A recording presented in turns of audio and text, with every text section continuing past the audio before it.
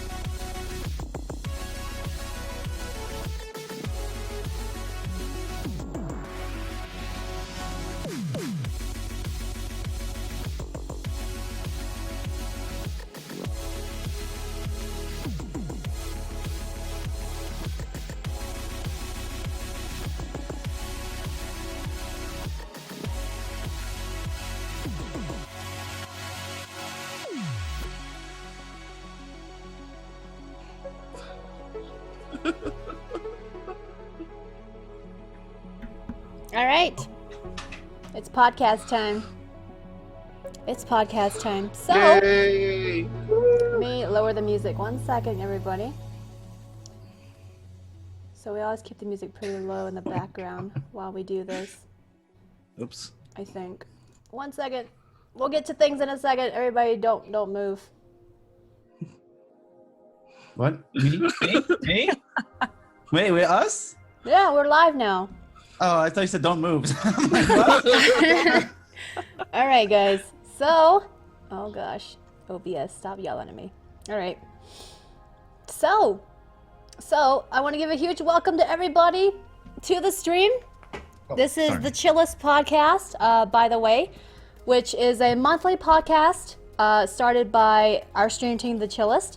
If you guys don't know about the Chillest, we are a stream team that I created and brought together, and we started a monthly podcast back in February. And this is the 4th episode, so it's in May. And we're going to get around to some brief introductions right here very soon. But first, just want to give you guys an idea of the episode this time around. So these podcasts cover Twitch, streaming, video games, topics of interest like that kind of bring our team together to just discuss it and, let you guys get to know us better as well. Because a lot of you guys are from our communities and you're probably wondering, what kind of video game does Linksaria like? Or what kind of ice cream does Daichan like? Stuff like that. So we are going to be, covering stuff like that. And it's a great way for you guys to get to know us better and for us to give you our experience, our input, our feedback on specific topics, especially surrounding Twitch and streaming and video games in general. So, I guess, okay, wait, one more thing. So this episode is about networking on Twitch. So networking on Twitch is a big thing for a lot of you guys that are starting out on streaming. And even if you're not starting out on streaming, as a streamer, networking is a big thing. Oh man, Avalon Star. Network is a huge thing. And,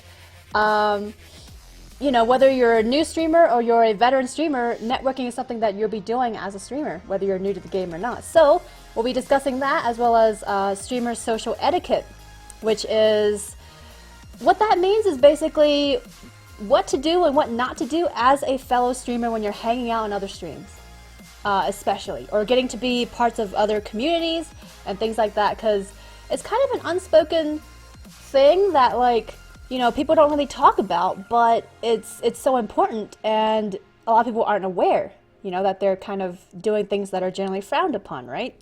So we'll be discussing that too. But first, let's get around to some brief self-introductions. I will start out since I'm already talking.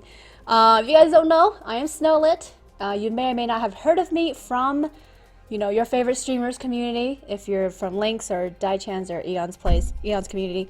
I am Snowlit. I am the one who created the Chillest, and I focus a lot on interaction with my viewers. I'm also a variety streamer. And recently I've been streaming a lot of Dark Souls 3, Skyrim, Final Fantasy 9, Final Fantasy 10 Remastered, and that's about it. So, feel free to hang out and get to know my community better. But in any case, welcome and hope you enjoy today's podcast. Next, we'll go in clockwise order, so Lynx will be next. Hi, I'm Linksaria. You guys probably have seen me around Twitch, especially at Snowy's channel, and I'm on the Chillest. I'm sure you could tell that already. I'm a variety caster as well. I used to play a lot of Diablo. I've turned since maybe about a year or so ago to more variety. So now I enjoy playing Final Fantasy. I love playing MMOs. I kind of play a little bit of everything, and I'm also awful at finishing the games I start. I'm pretty bad for that. But yeah, I just stream a little bit of everything, and I'm a full-time streamer as well. So yeah, that's me. Hey guys, what's going on? My name is Official Daicon. I'm also a part of the Chillest member as a retro variety caster. I do dive into other newer games and so forth, but I do focus my main focus is on retro gaming, and I do anything, mostly console gaming from NES all the way up to the Wii U. Heavily interactive with the chat, and I just love being on Twitch and love connecting with all of you guys. So nice to meet you guys. I guess Okay. my turn. Hey everyone, this is Aeon86, your shield of hope, your sword of justice. The games I typically play are Warframe, Marvel Heroes. I do play D3 and other games as well, but my main focus right now is actually Warframe. I'm really enjoying the game, and yeah, it's what I mainly try to focus on is just I stream mainly what I enjoy playing at the time, and so I touch a lot of different games, different game styles. I love horror. I haven't done horror in a while actually, but that'll probably be coming soon. But yeah, hi everyone. Yay! Yay! So that's that. And if you, this is not the full team, by the way. So if you want to see the full team, you can always type !Chillest in my chat, and that will pull up a command that lets you find the team page and follow everybody else on the team. But if you guys will give me a second, apparently my webcam mic might be messed up for Zoom. So I wonder if I can open my options in here. 1 second, guys. If you guys will bear with me in chat.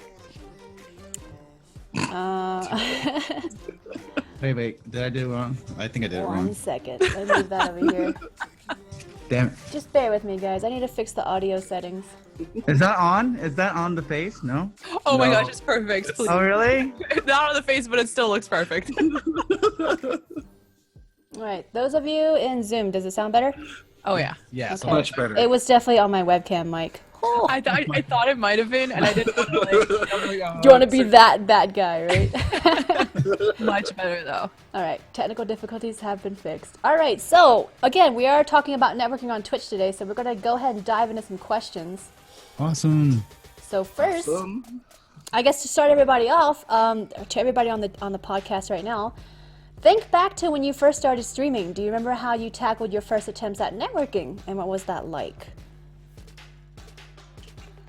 Oh, How should we answer this? I don't know. Oh, by the way, if anybody in chat has questions while we're discussing, feel free to talk or type them in chat. Do at Snowlit or mention Circe or Snow or Snowy, and I'll be able to see it. And if it's something I feel we should really discuss, I'll be sure to pop that in and ask everybody. So, but anyway, yeah. What was? Do you remember your first attempts at networking? What was that like? I can start. It took me a long time to start actually networking because it took me, I don't know, I think I mentioned this in the past. It took me about 3 months to get 90 followers because I just literally started streaming and just played a game, and I just didn't really venture out into other streams. So I would simply stream and just that'll be going on for about 5 hours or so, and then I shut off the game, I turn it off, and just kind of leave and say, all right, that was some progress. I got 1 follower, and never really ventured out. And I was kind of scared because nobody knew who I was, and I didn't know where to begin, to be honest. That's probably the biggest challenge I had to leap was, where do I start? Because I don't belong anywhere. I don't know anybody, because I just kind of dove right in, I just pushed start stream, and that's how it kind of started. So I actually started looking up games that I enjoyed, and it's, I guess for me, it's more difficult because I was looking for retro variety casters or people playing retro games in general, and it was difficult in a way where a lot of retro games are speedrun, so there's a lot of speedrunning channels. And me personally, I do enjoy speedrunning, but I don't think I would have connected with the speedrunning community because I just don't know enough about that specific title.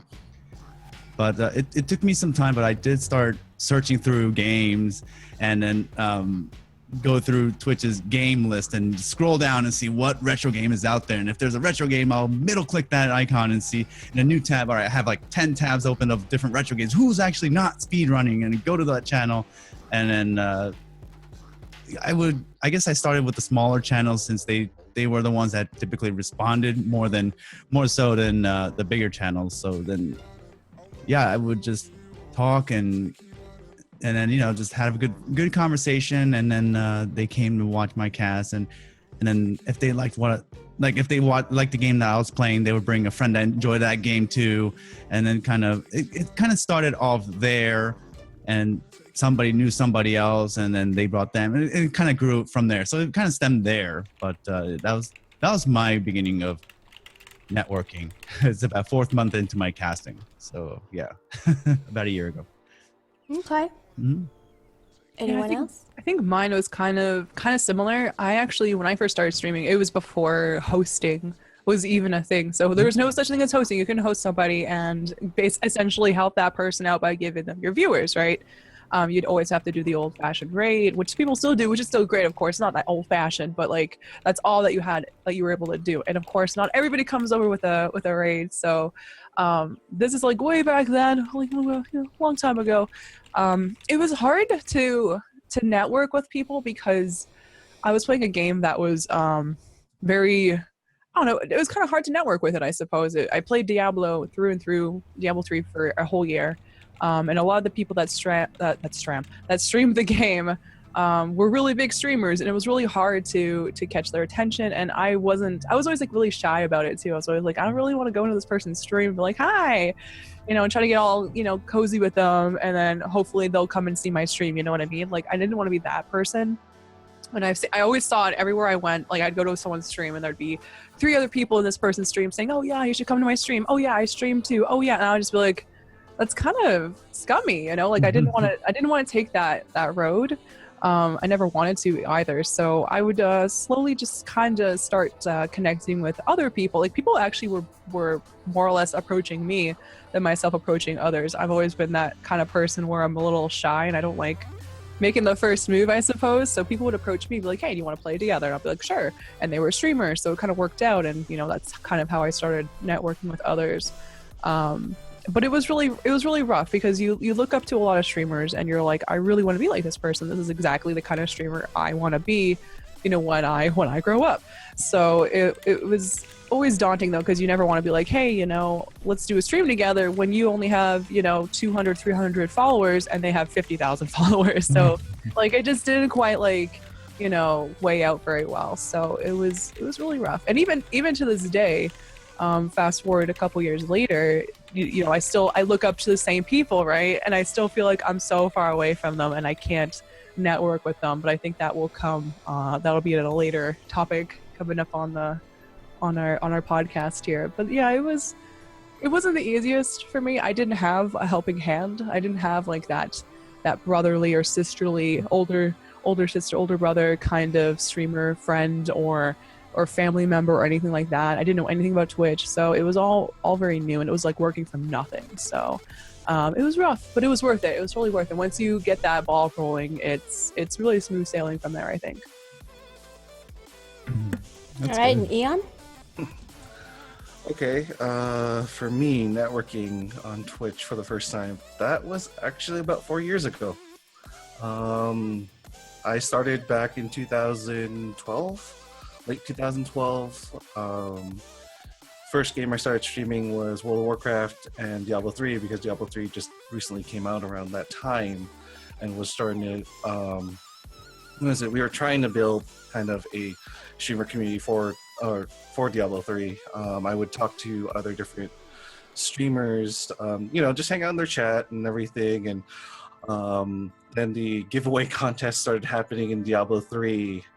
And then when it was basically a chain drop of followers or viewers, so whenever one streamer was getting done and finishing off their last giveaways and they're going to be ending for the night, then they would transfer over to the next Diablo streamer, and I would be in that kind of pool of streamers that everyone kind of streamed and ended at different times, and that's how that kind of started.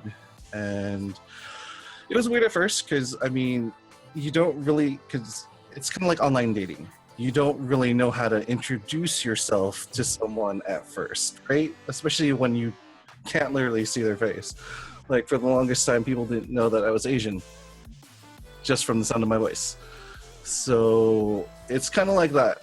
It's a scary thing to do to network with other streamers, especially while they're streaming, and you don't want to look like the one douche that is like, hey, I'm a streamer too, come and follow me. Instead, you just kind of interact with that streamer, interact with their community, and if they either bring up the question or just kind of, I guess, what's the word I'm looking for? Slyly kind of drop that in there. Like sometimes I will be in a channel for a very long time before I actually hit the follow button, you know, and see if it's a good streamer that I will actually, you know, watch. And my main focus for a while is not to really build my channel, but to interact with other streamers, you know, to kind of get into the Twitch community in itself versus let everyone recognize me as a streamer first, because it wasn't really my aim, honestly. I was doing a lot of YouTube instead. I was one half of a founding team member's YouTube channel, which was mainly focused on World of Warcraft and arena gameplay. And we had like 800 subscribers, which interacted and would drop by in the channel whenever we were streaming, because we would announce that here are our channels, come and check us out whenever you can, you know. So that's how that kind of started. And then, you know, then I met Snowlit and the Warframe community, which opened a whole new avenue, which was a lot of fun, to interacting with her community and the Warframe community in itself. All right. So a common thing I'm seeing is how you tread that line between networking and yet not coming off as a hey, look at me, I stream, you know. And so we'll definitely discuss that. I guess I can give my experience with when I first started. So those of you that have been around and you know, I started out in the Warframe community because I first started streaming Warframe, and that was all I streamed for about 8 months, the first 8 months of my streaming career. And what Eon said about the Warframe community is so true. Like it's a very small community on Twitch, and yet it's not too small, which is what makes it such a great game to actually dive into Twitch on, which I didn't realize, because I mean, when I first started, I mainly watched Twitch for League of Legends streams. And so when I finally built a PC that could stream, I was like, oh hey, why don't I try this? I just started playing this game called Warframe, maybe I can pop up the stream and see if, you know, what happens. And not only did I discover, you know, a growth for my community and just a niche to kind of dive into, but the Warframe community on Twitch in general was a community in itself that kind of helped a lot with networking, because I met a lot of the people that were at the time the top streamers, quote unquote top streamers of Warframe, and you know, I made friends that way because they would pop by, because it was a small enough community on Twitch where people were constantly checking it out, but it wasn't oversaturated like League of Legends would be, or CSGO, or, you know, those really big games. And so you always had a steady influx of people coming in, and at the same time, the people who usually stream in that directory also would be constantly looking for people.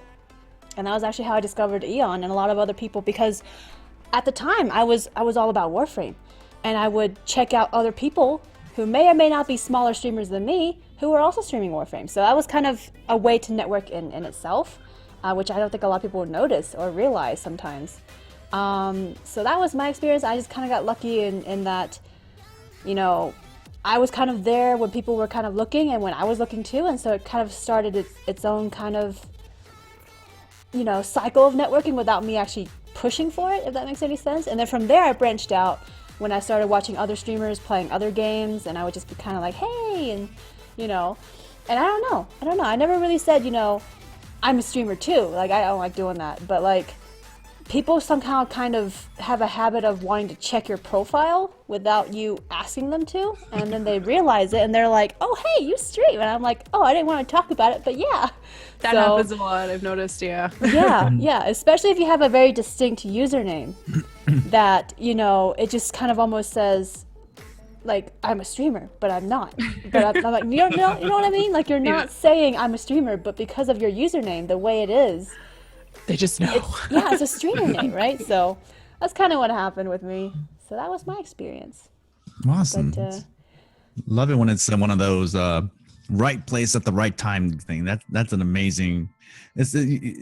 I'm so jealous of people that go have that opportunity. You know, like you were there at the right place The right at the right time. time. It's an amazing feeling.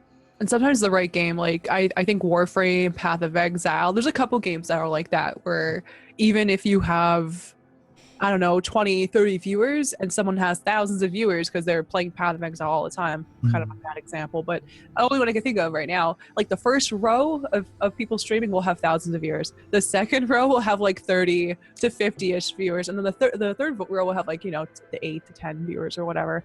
And like those top viewers will see you. They'll see you there. Like the top streamers will see you. You'll be like, oh, I want to see what this person's doing, and sometimes you get in the right community where they help you out. They're, really kind to you and they say, hey, how's it going? I think that was like probably very similar to Snowlit's Warframe experience. And I know that happened to me sometimes for Diablo. So sometimes the right game really can make a big difference. So I love when that happens the best. It's so good. So there's a lot of those communities on Twitch that you might not realize, but are also great ways to network. I mean, obviously don't go around trying to like be all like, I stream, come check me out. But, people don't realize game directories, by nature are a way to network and stuff. I agree. So let's move on to the next question, though. By the way, again, if anybody has questions relevant to our discussion, please do at Snowlit, and I'll get around to addressing it to the team if it's really, really good. So the next question is, when you look to network, what kinds of people are you looking to make connections with? Without naming names, did you ever want to network with someone, but they didn't respond in kind, i.e. you wanted to make a connection, but they weren't interested? What was that like, and how did you tackle it? I think we're always looking for people to connect with that are, I mean, maybe we all feel like this, I don't know, maybe it's just me, but I always look for people who are kind of like-minded like myself. They like the same games as myself perhaps, or they seem like the kind of person that I would want to hang out with in like real life. Like I can see myself having a cup of coffee with this person or go to the movies or something like that. Those are usually the people I try to network with. Like you kind of get that vibe, you watch somebody for the first, 10 minutes, you can usually get a good guess of how that person is when you first watch them. Some people have bad days, some people have good days, some might take a couple more days to figure it out, but for me personally, that's what I usually look for, is someone who's kind of like me, but not like oh, you have to be exactly like me, you have to swear just like me, or you have to play Final Fantasy like me, and you have to be a huge nerd like me. Like it doesn't have to be like that, but just kind of in that same kind of scope, I guess.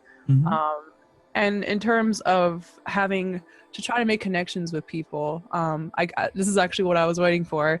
Having been kind of denied a few times trying to connect with other people and network with other people who might be a little bit larger in terms of success or viewership or followers, or however you gauge success on Twitch. Basically, they're like this circle of friendship, and you're kind of here and these people are over here, and you try to kind of come over to network with these people, and it's almost like you're getting shut out. And I don't think it's like their intention is to shut you out. I think they just kind of miss you because they're on a different level, sort of, in a sense. So I have personally experienced that. You try to get, be friendly with other people, and not necessarily like, hey, I'm a streamer, let's stream together, or hey, I want to be your friend, let's be besties and, braid each other's hair.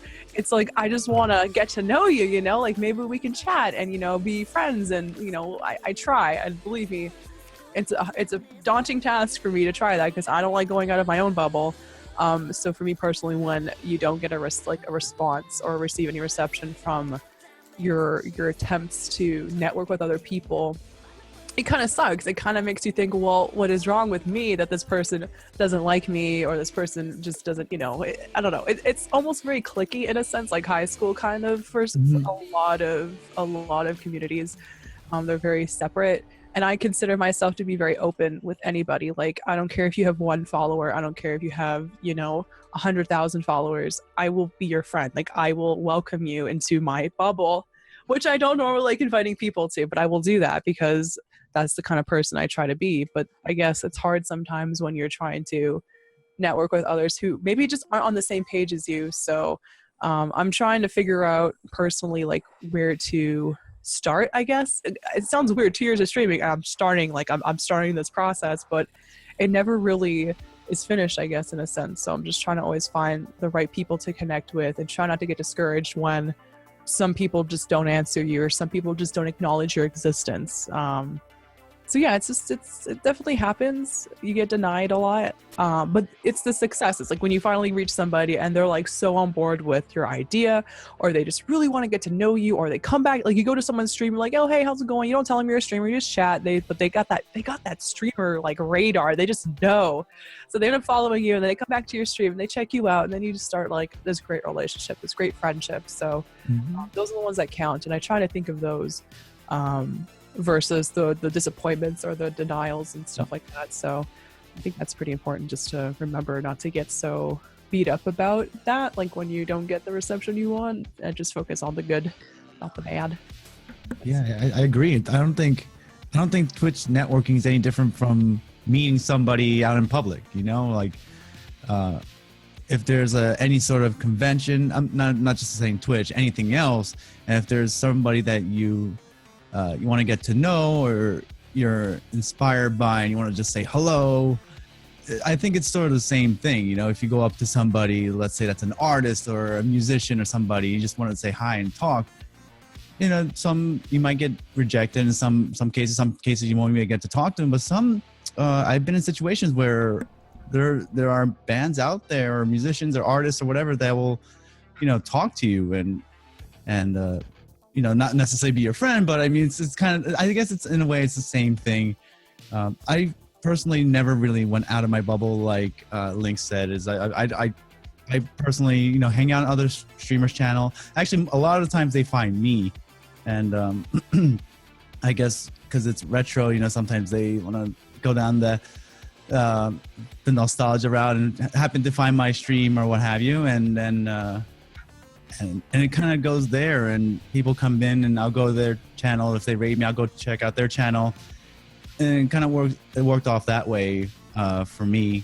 And I'm always the same. Like I don't want a click community per se, because I personally I feel like I don't fit in a click community, and that's actually an interesting topic that we can talk about, Cersei-chan, if we can, about networking in a click environment. So if there's a specific channel you want to get to know because you like the streamer, but let's say the community itself seems to be a very closed environment where everybody knows each other, and it might be challenging for a streamer to get to know or try to fit into that community. Yeah, I try to keep it open where anybody can come in, you know, because at the end of the day, Twitch is it's a community of video gamers and people that love or appreciate video gaming, or just want to simply hang out. So, you know, who's to say you're allowed in or you're not allowed in? So we're all human at the end of the day. So I always try to keep it an open environment. And as long as we all get together and have a good time, I think that's all that matters at the end. So yeah, that's just my that's how I always kind of approached it. And Ian? Well, for me, like I really feel for Lynx, because for me in public, I do kind of tend to stay in my bubble. Although I also do things that draw attention. As you can see, the headphones, I actually wear them in public. That's perfect. You're more daring than me. I have them too, and I can't wear them. And talk to me about it, you know? And so, like, I've always had this persona that because of my appearance, a lot of people don't talk to me because, for one, I'm actually a lot taller than what you expect. Snowlit has seen firsthand, and even Diz has said, you know, you're a lot taller than I thought you would be. And I admit, I may not always look happy. I definitely admit that. So, which can be kind of tough for a lot of people to really like talk to other people or feel like you can be approached. So, like I said, for some reason, I don't know why, I wouldn't call myself brave for doing this, but it's just more of me just being me. And like I said, I will wear these headphones in public and not care, and walk around in the most public places, and people will talk and ask me about where did I get the headphones, or, you know, what kind of music I like, or if I'm at a video game store when I'm looking at certain games. It's, you open that up or people will try to talk to you and open that bridge of conversation. Now, you as the person on the receiving end has a choice of either shutting them out or actually, engaging, which, like I said, is your choice. On the flip side, though, and I have to do that as well, especially when I was trying to become a singer at one point in like earlier part of my life, I really had to go and step out of my bubble and talk to other people. I tried out for American Idol. I went to different bars and clubs and, had to introduce myself as an entertainer and, get people to come to shows and things like that. Even people like I didn't even know. Because obviously you keep a tight circle and you're not going to have an audience, especially if you want to perform. So you kind of have to step out of that comfort zone, the safe, cushy spot that you always like go back to. And I guess because of my experiences growing up and having to network for other interests that I had, it's really made it easier for me to talk to people. I mean, and in the gaming community, you all have video games that everyone has a commonality of, Final Fantasy being one, retro games being other, Nintendo games in general. A lot of us grew up with that and we can talk about it all day. So it's just finding that commonality and actually, realizing that these are just regular people that you could even run into at a local game shop, coffee shop, a bar. I've had interesting conversations on subways that, I've missed like 2 or 3 stops because the conversation was that engaging. So yeah, networking is tough, but if you kind of just remember people already like you for who you are, and if you just keep that in mind, it gets easier. It gets easier to step out of that bubble. It gets easier to approach people because, I mean, as you can see with Twitch, we all have that in common. We all love the Twitch community, right? So that's things you can talk about, and you can even introduce other members of the community that people aren't aware of. And that's what the Chillest does. And that's why Snowlit put us together, because we have that commonality. And just touching on that, just a remark that Eon made. Not everybody has to be best friends on Twitch. And like, you will get moments like Lynx was saying where you want to be somebody's friend or you want to get to know them, on Twitch, but they are like, nope, talk to the hand, And so like, you can't help that. You can't try to force any kind of relationships on Twitch if the other party's not feeling it. And it's in the end, it is what it is, and you just have to kind of sadly drop it and move on, because that's just how it is. And coming from my experience specifically, there's also the other way around, where somebody gets to know me and I'm like, oh hey, they're pretty cool, and I get to know them too, and I'm like, hey, they're pretty cool streamers, I pop by their stream a few times and they come by when they can. It's great, and I think it's, fantastic.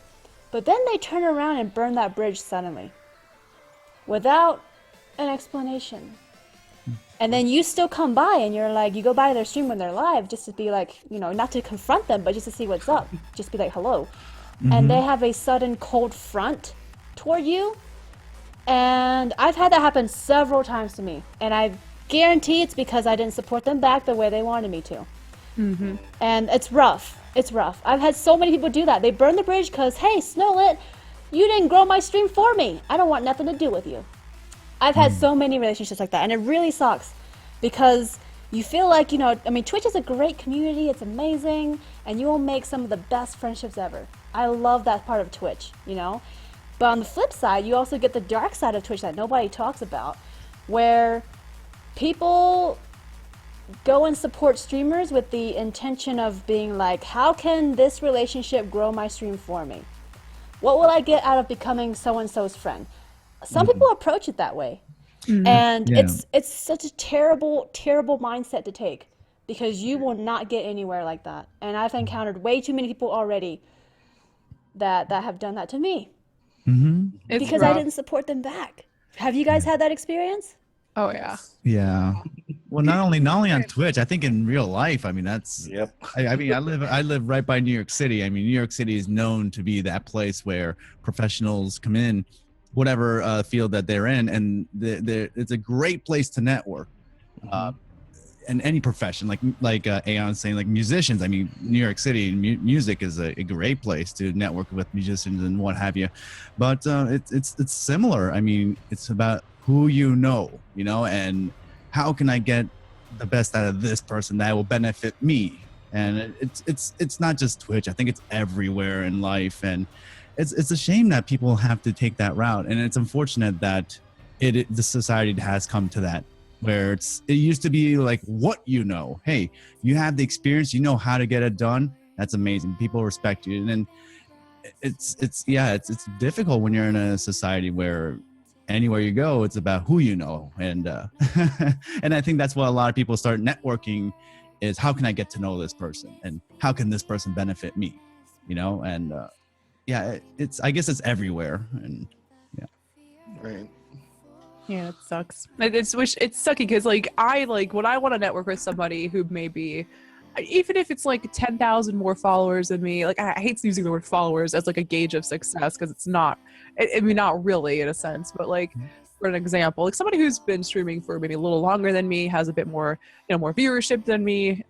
It's like, I just want to network. Like I just want to get to know more people, and I don't want to be like, oh, hey, I'm your friend, host me. Oh, hey, I'm your friend, talk about me on your stream. Like I don't see it that way personally. Like I know a lot of people do, especially maybe the smaller streamers who look up to bigger streamers and want to network with them, and not necessarily for the core purpose of building bridges and making friendships and all that stuff. It's sometimes a little bit more ill intent, and they might not even realize it themselves. And that's why they want to network as well. So it's unfortunate that some people reach out to other streamers for the one time thing, like I'm gonna sub to you, I'm gonna be in your stream for that one day, I'm gonna chat up your entire stream and stuff, and then they come back the next day, and then the third day you go check them out if they're a streamer, because that's usually how it works, and then you check them out and you give them some support, and then you never see them again, and it's like, what did I do? Did I do something wrong? I thought I was doing something good here.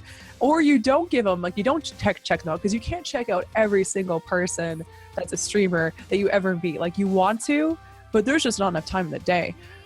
So it's hard. Like it sucks that you kind of have to be a little picky and choosy with who you get to stop by and see.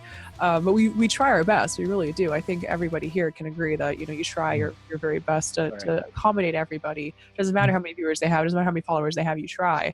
But you can't see everybody, and that, those 3 or 4 people or however many people that you just don't get to see. It's like they remember. They're like, oh, she didn't come and see me. I'm never going to, talk to her again. I'm not going to see her anymore. I'm going to unsub, I'm going to unfollow, unfriend, everything. See you, not following you on Twitter anymore. And it's like, I'm sorry, I'm only me. I'm only human. I can only go to so many places. So I think some people just don't understand that part, I think, when it comes to, building friendships and networking and stuff on Twitch. It's like they just don't understand that you can't always go back to their stream and give them support and stuff like that. It doesn't always work that way, so it's unfortunate. But yeah, I think sometimes people get really, really upset about that. Yeah. And hate you forever sucks. for it too. It sucks. I guess the takeaway that I want to especially give here as far as advice is that, especially if you're a streamer and you're wanting to network and you want to grow, support other streamers because you enjoy their content, not because you're looking for a transactional relationship. It's not going to work out that way, and you will actually inhibit your success if you look at things that way.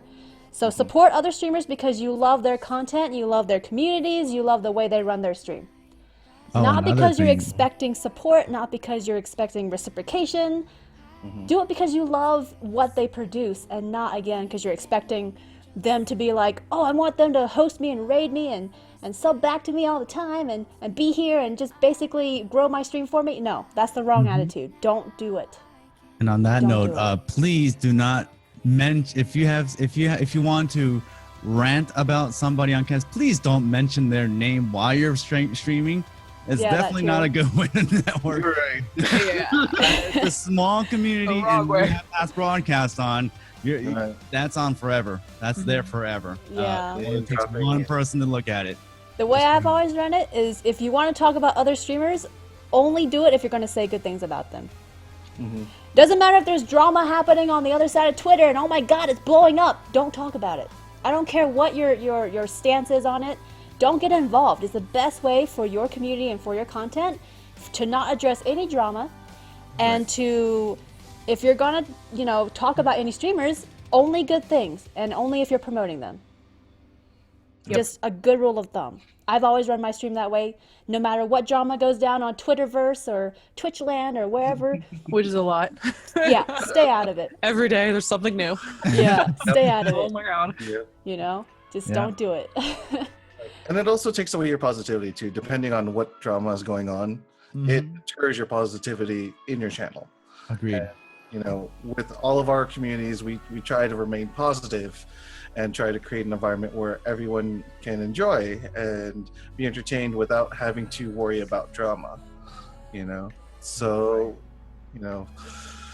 avoid it as best as you can. I mean, if you literally can't, take a break. Take a short break, recollect yourself, and then just go at it, because we've all had that happen one point or another where there's just too much drama building up and you're at a negative point where you're just like, anything you do or say at this point is not going to be happy or fun. Good advice. Well, so let's move on. We've actually kind of already discussed this a bit, but the next question is, once you've established a connection with a fellow streamer, is there anything specific you do to maintain the relationship? Yeah, just go by and just visit that person every now and then. I know I said it's hard to visit every single person, but once you've kind of found somebody to have a kind of like a friendship with or whatever, you should visit them every now and then. Even if it's like, I've noticed some people can't always stay at my streams, for the whole entire stream. That's just insane. I wouldn't expect that from anybody. But even just popping by and saying, hey, how's it going? Hope you're doing good. Hope the stream is going well. Or, befriend them on Discord and just be like, Discord is just amazing and you should install it if you don't already have it, FYI. But, just pop on Discord and say, hey, how's it going? I hope your stream's going well.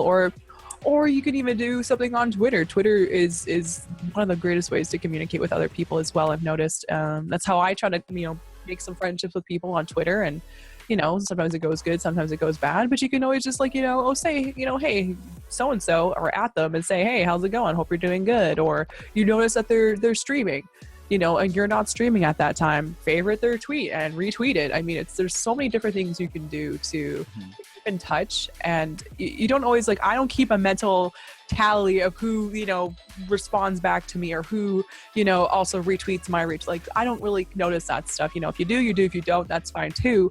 If I'm feeling like I want to keep that relationship, that I'm putting that effort in, I will do those things. You don't have to stay in someone's stream for 10 hours.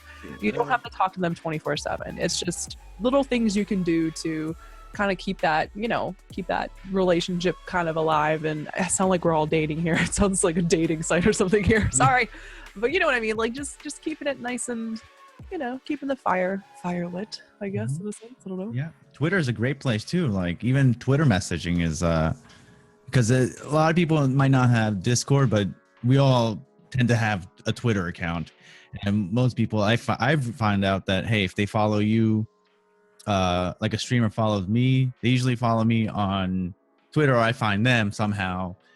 And as long as you guys are following each other, it's a good place to even send a message here and there. I find that Discord sometimes, especially if you're in a lot of Discord channels, and if you have the notifications on, you might launch your Discord to see so many notifications. Sometimes it's really hard to keep up. But I feel like the Twitter ones, you can kind of have it simple, where you can kind of limit how much you talk on it and still keep that connection. And then, if you want to further that conversation, you can move it to Discord or what have you, and then continue the conversation there. And I've been using Twitter a lot, Twitter DMs, to interact with other fellow casters. It's been working well for me. Yeah. but I don't know. It's for me. I mean, I agree with the Twitter and stuff, and also just like popping by when you can by itself is something that I feel makes a big difference. Like even if you're not by there, every single day, like what Lynx was saying, even the act of just dropping by for like 1 minute, even if you don't stay long, even if it's just a lurk, things like that, that makes a huge difference as well. And I do that when I can. Obviously though, like Lynx was saying, we are but ourselves. We're only one person. And so we just try when we can, but at the same time, every little bit I feel, at least when I see it happen, like my streamer friends pop by, even if it's just for like 5 minutes, I notice that, and it's something that helps strengthen the relationship, outside of also doing things like Twitter or Discord and stuff like that too. So Well, here's I'm gonna respond to that one, like where even if you come in for 5 minutes, and I understand that, but I see some streamers that like those, especially if they want to keep their network up. I find a lot of people, I've ran into streamers where they're in 10 streams at one time and do a copy paste of hey how's it going, and then go into every single channel, paste it once, and then check their IRC client. If somebody responds, their name gets highlighted, so their client pops up. Then hey, look, this person said, so let's go to this channel and talk for a little bit. I guess that sort of networking works. I guess to depending on the individual. I don't personally understand how that works really, but I ran into individuals that do that. How do you differentiate that, like especially like if somebody came in for 5 minutes? well, I didn't consider that would be something people would do. I didn't either. Yeah. I don't know. That's actually really interesting. Actually, go really to your follow interesting. list and you can just middle click every single tab and you can have 10 windows open. Or if you have a certain streamer that you want to network with, you can launch an IRC client, such as there's the popular ones, Chatty, I think. Mhm. Or there are other IRC clients, because Twitch chat is based off IRC. So as long as you can connect to a Twitch IRC server, you can join in whatever streamer's room if you want, and you can kind of leave it open. So I guess it's a good way. I mean, people use it if they don't want to use the Twitch browser player and they want to use something else to view the videos or something. I don't personally use this. I don't know, but yeah, I have heard that there are people out there that do that. Yeah, I don't know, like personally, like anybody, like, but I have ran into people that I'm like, wait, I just saw you like a couple minutes ago. Said the same kind of thing, like it just happens. Yeah. Well, I guess the thing here is that like if I see like a streamer friend come by, and they say hello, and I mean I notice, but I also don't type to them in chat. So unless they're actually watching the stream, they're not gonna know that I replied to them without them actually watching. So that, I think, is how I would differentiate versus somebody who's just IRC client spamming. Because with IRC, I assume that it's a text mention that notifies, right? Right. And not the video. Depending on the client, you can have it like pop up in a little window or actually blink and say, hey, this channel, somebody in this channel mentioned your name, and you can actually set filters. So it doesn't have to be like official Daikon. It could be Dai-chan, and then you can have it so it highlights or whatever filter you want to set it to. It's really interesting. And I dabbled with it, but I know I can't even stay in 2 channons at one time. I know, me either. I don't know. I've never used Chatty or any other IRCs. I still use the default Twitch browser for my chat. I hate it, but yeah, because it's a resource hog for me. Yeah. Oh, it's so bad. You gotta is close bad. it like every hour, otherwise it just eats up your entire computer. Right. It's horrible. Oh, Yeah. That's very interesting, though. I don't know. I have to, I guess from here on out, keep an eye out and figure out, if I can figure out who's doing it. But yeah, I don't know. It's very but, interesting. yeah, or like, I mean, I feel guilty when I do this too, because when I wake up in the morning, I open my laptop. First thing I look at is Twitch and who's streaming. And, when you wake up in the morning, sometimes you have a friend streamer that's streaming, and the only thing I can really do is go in and host them. And I would say, hey, what's going on? I'm trying to, like, I'm getting ready for work. I'm just here, I'll be in bed for like 10 minutes and then I'm going to go get ready, but I want to give you a host and just basically not respond anymore, because I do have to get up and get ready for work.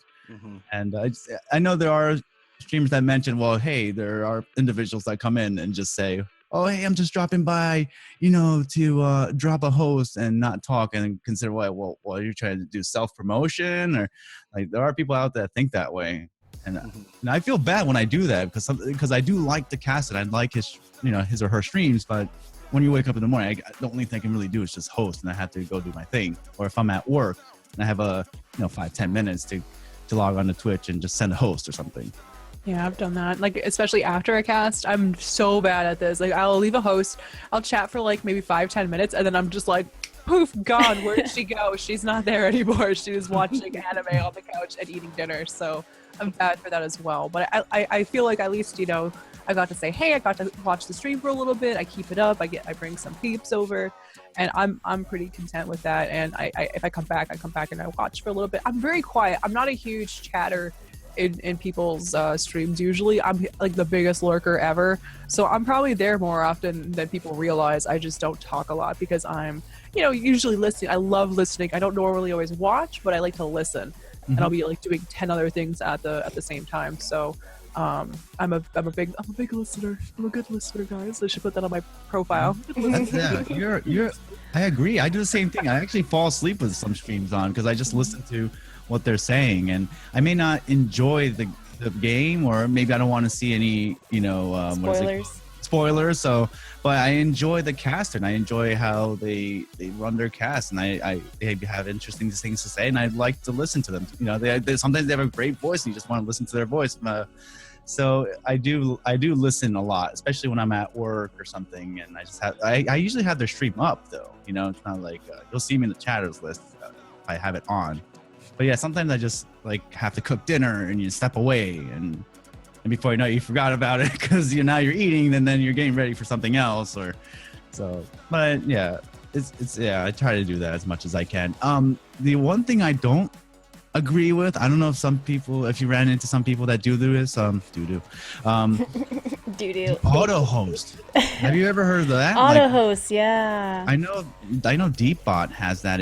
I think Ankbot has it too. Ankbot has it, and I think even and Moobot even has it. I think Nightbot might even have it.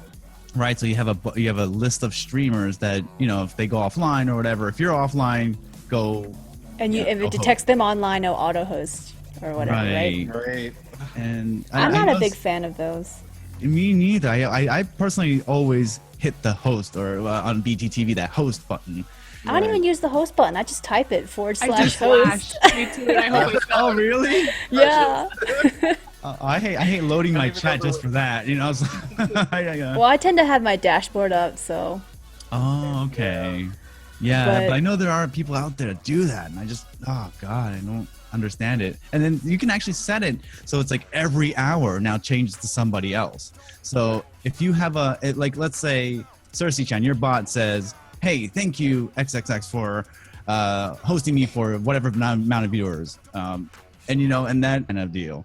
I never thought of it like that. That's actually interesting. I never thought about like hosting people and thinking of it like a promotion thing. Like I don't have anything pop up on my stream when someone hosts me. It's just like in chat, which is fine. But yeah, I know some people have like I know you have like a people out there that have that automated, so it's like, well, maybe somebody can shout me out on somebody's channel, and even if I'm not there, it's like almost like free promotion kind of deal. I never thought of it like that. That's actually interesting. I never thought about like hosting people and thinking of it like a promotion thing. Like I don't have anything pop up on my stream when someone hosts me. It's just like in chat, which is fine. But yeah, I know some people have like I know you have like an actual alert.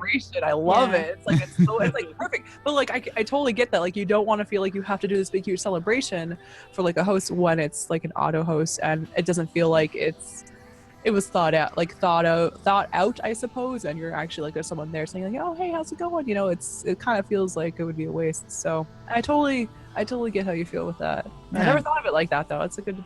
Nothing wrong. Maybe I'm just cynical or something, but yeah, because it is like we were discussing before. It's about who you know, and I understand it. Hey, if it works for you, that's cool. That's no problem with it. I guess that just comes out to personal preference and how you think you should do that, I guess. Yeah, well, I guess I don't have anything against people who auto host or anything, but like there are one or two people who definitely have me on auto host, because during the duration of my stream, I stream like what, 7 hours on average, 6 to 7 hours. Their host pops up like every 30 minutes.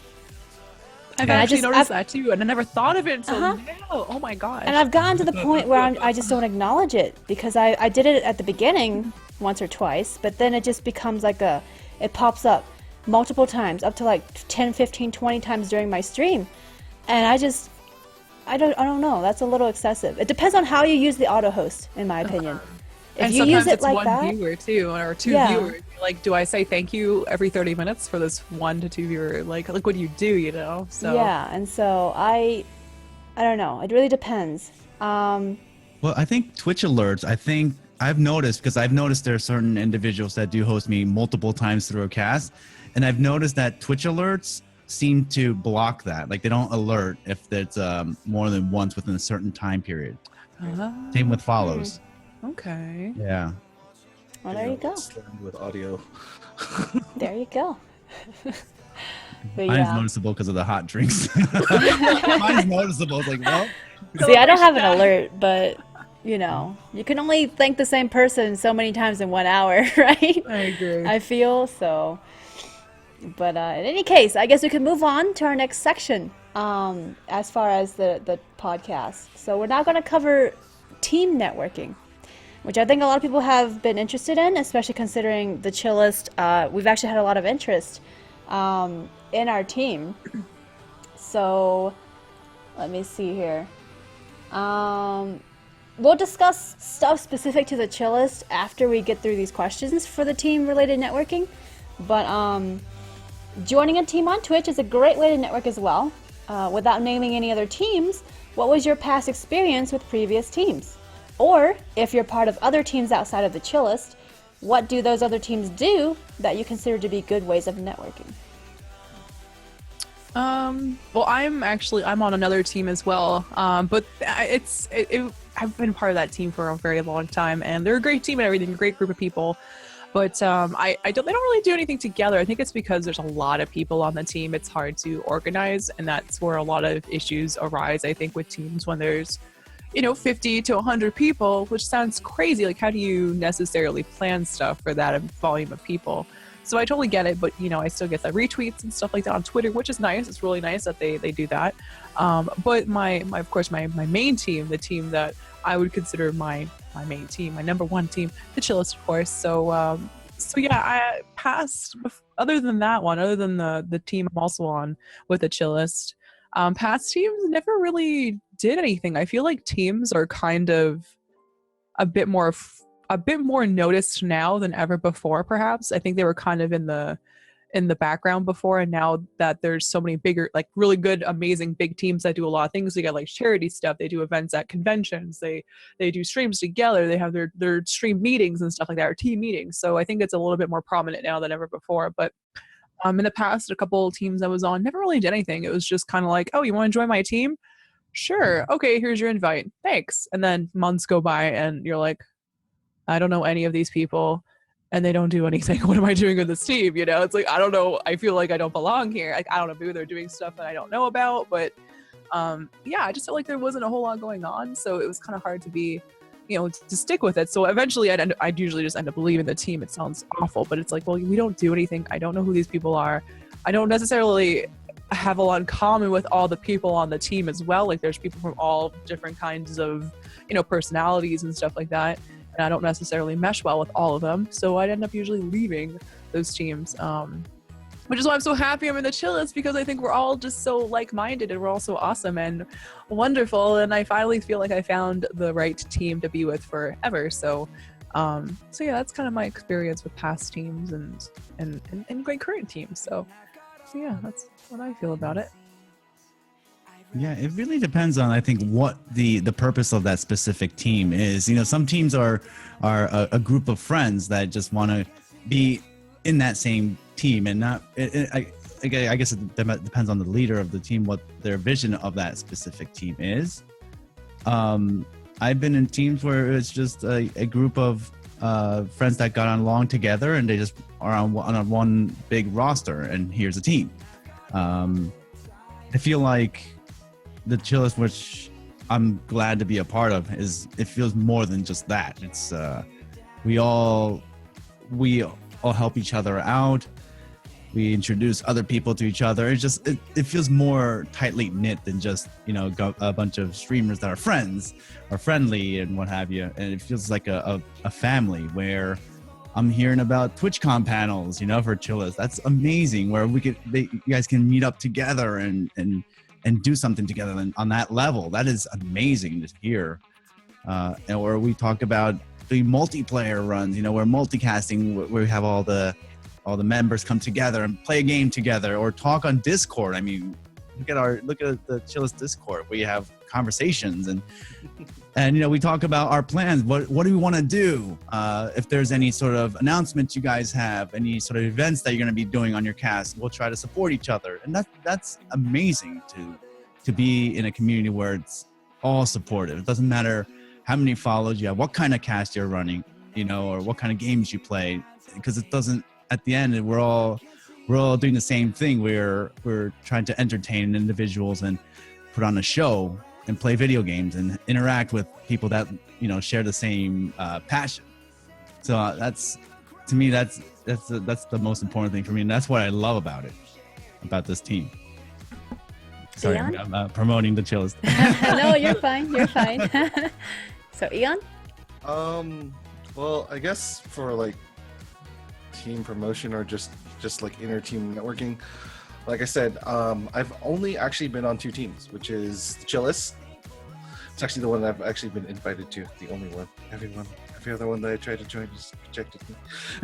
Those bastards. And then one that it's not really an official team, but it's one within a good close circle of friends that I've met through YouTube. Because we all are on different parts of the United States, we kind of just spread the love around by making sure that we know, or let someone else know that, hey, or let our viewers know, hey, my friend is going to be coming on soon, go ahead and check them out, which is Titans XTG, which was partially made by me and a few of my other I guess people that I've actually been in YouTube with or just met through Twitch. And we just kind of, the way we network is we literally just hang out in each other's chat and then just kind of discuss, and we end up talking to each other a lot on each other's streams eventually. And so that's how it kind of just works. I mean, I kind of look at, you can tell a solid team by how close they are with each other and how more willing they are to interact with each other's communities. Because without that, I mean, how could you really call yourself a team? Without being able to interact and trust each other, that you're gonna, when that person is in their community, they're not just gonna suddenly turn the whole attention around into them and and kind of be that one person that says, hey, look at me. It's that circle of trust that you're letting these people in, and that's what I feel a team should should really be about, is trusting each other and helping each other out grow, and being there to really help each other improve, because we're all trying to improve our streams, even if it's just little by little, or one follower at a time, depending on how you look at it. But that's what I see as teamwork is, and how team networking should be. Mm-hmm. Well, I kind of want to address kind of what Daichan was saying about it depends on what the team's overall goal or vision is. Because there are plenty of Twitch teams out there that are literally nothing but the name, And again, we're not naming any names for any teams, but I'm a part of a couple where it's nothing but the name. Like, there's no inner team communication, there's no behind the scenes action. It's literally, you're just part of it and you're on the name. I mean, you're on the list of names, and that's it. And that's fine if that's what they want to do. If that's what they want to be. And then you have teams that are a lot more involved, like our team or other teams that you may or may not know of. And there's something wrong, I think, with that necessarily, but it depends on what you want out of a team. So, I mean, because you don't have to join a team that you get invited to. if it's just a name and you don't feel like it, right? But at the same time, you know, if you're looking for more to a team than simply just being a list of names, then you kind of have to actively go look for it, and you may or may not get accepted to it. Which kind of brings back to the whole thing with the Chillest. I actually had to recently turn off people PMing me applications to join because I've been swamped, way over swamped with people wanting to join, especially since we started this monthly podcast thing, which has been amazing because our reach as a team has actually expanded quite a bit. But at the same time, it makes my job as team creator, team leader a little harder, which I don't mind. You know, I'm used to doing leadership things, but at the same time, I can't respond to like the, 50 plus people who are like, hey, I want to join, consider me, and blah, blah. And like, again, I'm only one person. I have to go and check out these people's streams or check out their past broadcasts. And there's only so much I can do on top of my own streaming and running a team as well. So, I mean, I try. That's why I had to recently disable that, because I was like, right now I need to catch up on all these PMs and respond to people, because otherwise I've been leaving them in the dark, which I feel bad about, I need to give them a yes or no. And so recently that's kind of been the thing. But as far as what we look for, I mean, you guys know the streamers on our team, the kinds of people, we're all very similar in some respect. And we focus a lot on that community aspect, which I feel is what makes this team so good. I mean, yeah, we network within each other, but we also manage to carry that forward in our other ways of running our stream, if that makes any sense. Like beyond the Chillest, because I know whatever community you guys, or sense of community that you guys develop from working with everybody else on the team, you guys probably apply that to other ways of your networking with other people that are outside the team, right? So I think that's a strength that we have as a team. And I've been wanting to like keep that, which is why we're also capping membership at 20 members, and the standards are there. We have standards and expectations for people who join our team. And as much as I want to have everybody and their dogs and cats join the team, that would only dilute the team dynamic we have, and it would actually, I think, weaken that sense of community and that strength that we have as a team and how we work together. And so for those of you that have been PMing me about joining the Chillest, don't worry, I am not ignoring you, I swear. I just need to catch up. So, and regardless of whether you get accepted or denied on a team, whether it's the Chillest or another team, that should not be the thing that dictates whether or not you're a good streamer. Right. Because like nobody's perfect. There is always room to improve, no matter the size of your channel. And I always tell people that like, just because I told you no doesn't mean that you're a bad streamer and that you can never join a team, right? So I always try to tell people that if and when I have to come and say like, sorry, you can't join our team.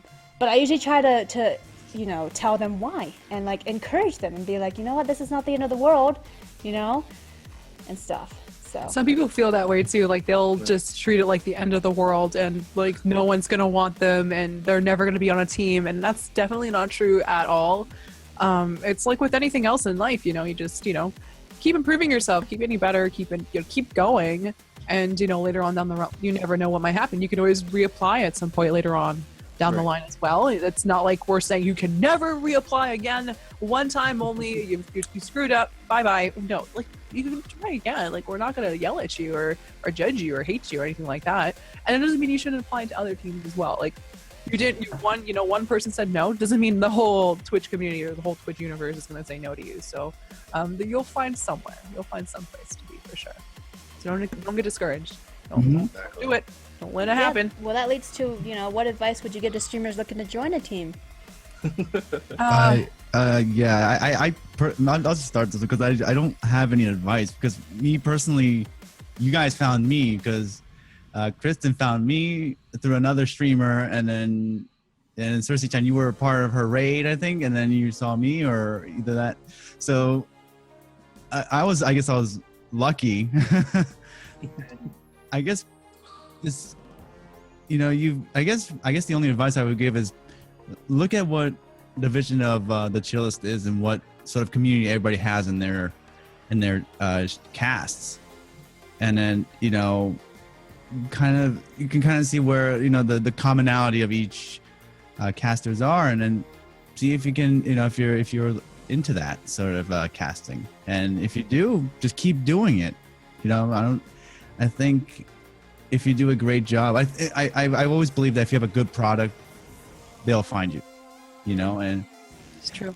it's like advertising. There are really bad products out there. I'm not talking about cast. I'm talking like product, like let's say, hey, sodas or something that's like food stuff that's not good for you, but people still go because they're marketed. But there are going to be places where restaurants or products that that aren't heavily advertised, but you go to it because people talk about it because that's how amazing it is. Like the Logitech C920. I don't think they really advertise it everywhere, but in the Twitch community, the C920 is the go-to camera because everybody talks about it and how amazing it is.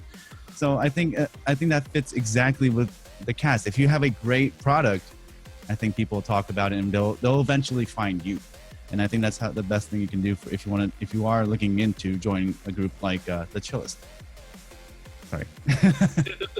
No, it's good advice. It's good advice. That's pretty much the same. If you're looking to join a team, of course, go check out the team and see if the people that are on the team are, people that you think you can get along with, people you think you can relate with, people you think you can see yourself streaming with or whatever. And if not, then maybe find a different team or, and if you find the right team with the right people in it, maybe not a 100-person team. That's just silly. But you find it's your choice. If you want to be on a 100-person team, by all means, you do you. But you're probably going to look for a team that's a bit more closer knit and has a close-knit kind of community sense. And just see who is the owner of the team. They might have an application thing on their team page. If there's nothing on there saying whether or not they're recruiting or not, but you have an idea of who might be the owner of the team or the person who made the team, whatever, the leader, pardon me, you can always at them at Twitter. You can even ask them on Twitter. That's another thing. Twitter is just so good for communication and it's short and sweet. And you just be like, at person of interest, is your Twitch team recruiting new team members? Done easy. And then can I get an application or who do I contact? And you just kind of go from there. And if you get denied, oh well, poop on them then. Go find another team that might accept you. It's just kind of the way it is. And but I think finding a team, especially now, like I said, with teams getting more and more popular, you're going to want a team that kind of is a good representation of yourself as well. You don't want to join a team where there's 50 people, half of them are awful, and you don't want to kind of associate yourself with them. It sounds awful, I know, and I know that's probably unrealistic. I'm pretty sure most teams are great. But there might be those few people that are just kind of like bad eggs and they're just kind of there, and you don't really want to be like, oh, I'm on this team, and then someone be like, oh, you're on that team with that person, and then it's like, oh yeah, that person. So it sounds awful, but just find the team that you think would fit you best and fit your schedule best and has the right amount of people in it and has a really good leader that is on top of things like Snowlit is, and just find the right team for you and don't get discouraged if someone says no to you, and keep on going. That's it. I agree. Yeah, I give that advice to people who ask to join too, is go watch everybody on the team. Don't just come to me and be like, hey, Snowlit, I've never heard of anybody on your team or you before, but I'm going to join your team. I've had people do that, where they would PM me and they're not following anybody. I check their follower list because it's only so big, and they're following nobody on the team, not even me. And I'm just like, where are you coming from? I've noticed that. Spend some time in the communities of the team you're interested in. Because if you join a team and you find out you don't like so-and-so, or you don't like their community, or you don't like the way it works, then you've wasted effort and energy, And even if you get rejected, at least you're doing something called networking, which is kind of what this podcast is about. So, in the end, it's a win-win situation because you are networking. Even if you get rejected, at least you're building relationships that hopefully you would like to maintain and stuff. And like I said, there's always ways to improve. You're not a perfect streamer. We're not perfect streamers. There is always somewhere to improve, no matter what size your channel is. And so, I try so hard to tell people that.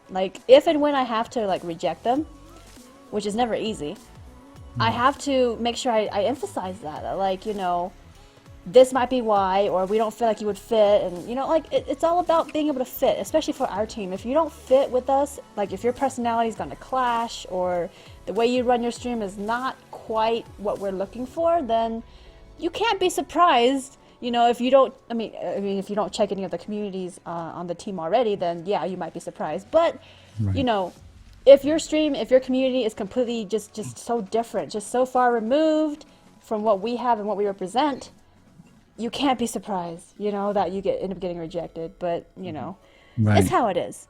And you know what's interesting on that note, especially in communities, I don't think it's really hard to get to know the Chillest community, to be honest, because every caster you visit that is on the team, the viewers, you'll always bump into somebody that is a viewer in another caster within the team. More than one, you know, and it's not just gonna be like, hey, one person, oh yeah, I saw you at so and so stream, I saw you at Cersei Chan stream. No, it'll be like 5 or 6 people. Oh yeah, hey, you know, every cast that I visit on what is it called, the Chillest, oh my god, sorry, what is it called, it's just blank for a second. You know, every channel that I go to, I'll see a familiar face, and that's one thing I really love about the team is any caster you go, you're gonna see familiar faces. And that just proves that the team has an overall sort of community, and it has a theme to it, and people enjoy everybody within that team because of that. So, you know, if you're trying to apply to join a team and, you know, you only follow one person from the team, it's going to be difficult because you don't know the community, you don't, you know, and so I guess getting to know that whole the community aspect, which we can't really teach you. I think it's one of those things that you're gonna have to see for yourself and feel it out and see if this is kind of the sort of community that you want to be a part of, you know, because we do interact all the time, every day, the team itself. And, you know, Cersei Chan, I know she's super busy with her own cast and running a Twitch team and whatnot, but she'll always respond, and she'll be in, you know, your Discord talking. I mean, she reaches out a lot. So as a team leader, she's fantastic, and she does everything that she can to do it. So it's, you know, it's difficult to ask, like, well, what would you recommend doing? I think the only thing you can do is really to hang out and get to know each caster and each community, you know, the community within it, which overall kind of represents the whole entire community of Chillest. And like, for example, like, I think I follow every single person on our team because they're all awesome. Like, it wasn't like, oh, I don't want to follow this person. It was like, they're all wonderful. They're all great. I watch them when I can. There's not a single person on our team that I would look at and think, why am I following this person? You know, like, I like every single person on the team. And it was like, once I joined, I was like, these are all great people. You know, it wasn't an issue. It wasn't a question. It was just, you know, I'm following them. They're awesome. This is where I want to be. So that's another thing. Go through the list and see if these people are who you want to be with for X amount of time, you know, and if they're people you want to talk to on a regular basis, and if they're people you want to stream with, you know, I could definitely say I would stream with anybody on our team. So, that's another good advice. Yeah. Sweet. Well, now I move on to our next section. By the way, if anybody has any other questions regarding the Chillest, feel free to ping me privately. But if you're going to ask to apply, don't PM me. But if you have other questions regarding our team otherwise, outside of actually wanting to join, feel free to send me a Twitch PM. What do you guys think about using social media as a way of networking? I don't think we've touched on that. Like Twitter or what other social media you might be using to either promote. Like I do use Twitter in a sense of networking. If there is a caster that, you know, I want to get to know, or I enjoy them and I want to get to know them more, sometimes rating them. You know, I always say, hey, thank you X person, Y person, Z person for the raids. You guys are amazing. And then I kind of follow them because of that. And then whoever I want, you know, to send love to, like, you know, hey, we rated this person, sending the love over their way, and they might get attention. You know, hey, they might be like, wow, who is this guy again, and kind of check out your cast from there. Do you guys do social media networking with other casters? I do a little bit. I try to, when I can, I do sometimes go the whole, like, we sent the party to so-and-so, you know, and kind of get that networking through social media as well. But a lot of the time I run out of characters and run out of space because I'm so busy thanking, you know, everybody for an amazing cast and everything. But that said, it doesn't mean that you know, if people don't do it, that I think it's bad. It's just up to you whether or not you want or what you expect out of your presence on social media, on Twitter, on wherever. But at the same time, I don't know. I don't know where I'm going. That's funny that you mentioned about the limited characters, because I've become a lot more creative with my with what I want to say. Like, use fewer characters to say Just something. not like emotes, right? Doing Just emotes. I love it, and that's where Japanese kind of helps, because you can, you know, say something in fewer characters and it'll mean the same thing. Yeah. Twitter's I don't know. perfect though for it. Like, I know I'm terrible. Like, I know Di and Snowy, you guys do that a lot, and I'm bad. Like, I'll host somebody, and like I said, I'll host somebody and say hi, and then I'll like disappear into the night. So, but Twitter is it's wonderful. It's a wonderful platform. Even if you really wanted to, you can do Facebook as well. I try to post on Facebook when I go live or when there's a major event or something like that, but I'm pretty bad at updating Facebook. So it's mostly just Twitter. But yeah, like leaving there's it's totally a good idea to do, you know, like if you're hosting somebody, you can say, yeah, send some love over to so-and-so. I think that's perfect. Or, you know, if you want to thank people who hosted you or rated you or gave you some major love that day, it's a great thing to do, because it's acknowledging that person for showing you some love. And on the other hand, if you give someone else some love, it's something you can kind of share on Twitter as well. And especially if you have a pretty big following, or you have a lot of people on Twitter who follow you, or even if you don't have a lot of people, even if it's like 50 people, it doesn't matter. That's 50 people that might not have otherwise have known who this person is. So you're kind of putting it out there. But it's a great way to do it. And I'm personally going to try my best to do that more often. But again, it's the character limit. The character limit. Right. It's just ooh, I hate that character limit. Ooh. So I'm like bad. you, like, I'm terrible at it. Oh, I'm just like, thank you everybody for the host. Oh shit, I have no more characters. Never mind. And then I go close it out and I go to bed or something. Yeah. I love that. I love the count, so you can go back and be like, okay, what character can I read? Okay, I can Oh remove yeah, that I do one. that all the time. Like, can I erase a period here, a comma here? Recount the letters again. It's like, damn it, it's still not enough. Or like, you Yeah. conveyed the wrong message. It's like, no, I did not want to say that. But yeah, I think social media in general is a good thing. And again, it's a way for you to extend yourself beyond your stream, and to again acknowledge and thank the people who supported you and stuff like that. But in any case, I would say yes, definitely utilize it. I think is that what we can all agree on? That yes, you should use social media Yes. Oh, Totally. yes. versus not using it, right? Oh yeah, like it's never too late to start. So if you're thinking to yourself, if you're a streamer, or you're thinking, oh my god, I have one follower on Twitter and I have 0 posts on Twitter, where do I just start? Like, it's the same thing with stream, and just build it from there, and then it works out at the end. Yeah. It is. Going off of that, I agree, because if your Twitter is nothing but going live, People like favoriting it and retweeting it and loving it. Post a picture of anything, it doesn't matter what it is. Post a selfie and just build it from there, and then it works out at the end. yeah. It going is. going off of that, I agree, because if your Twitter is nothing but going live, it's kind of gonna be like, okay, why am I following? Like, people follow you on Twitter and social media because they want to get to know you more Yep. beyond the stream.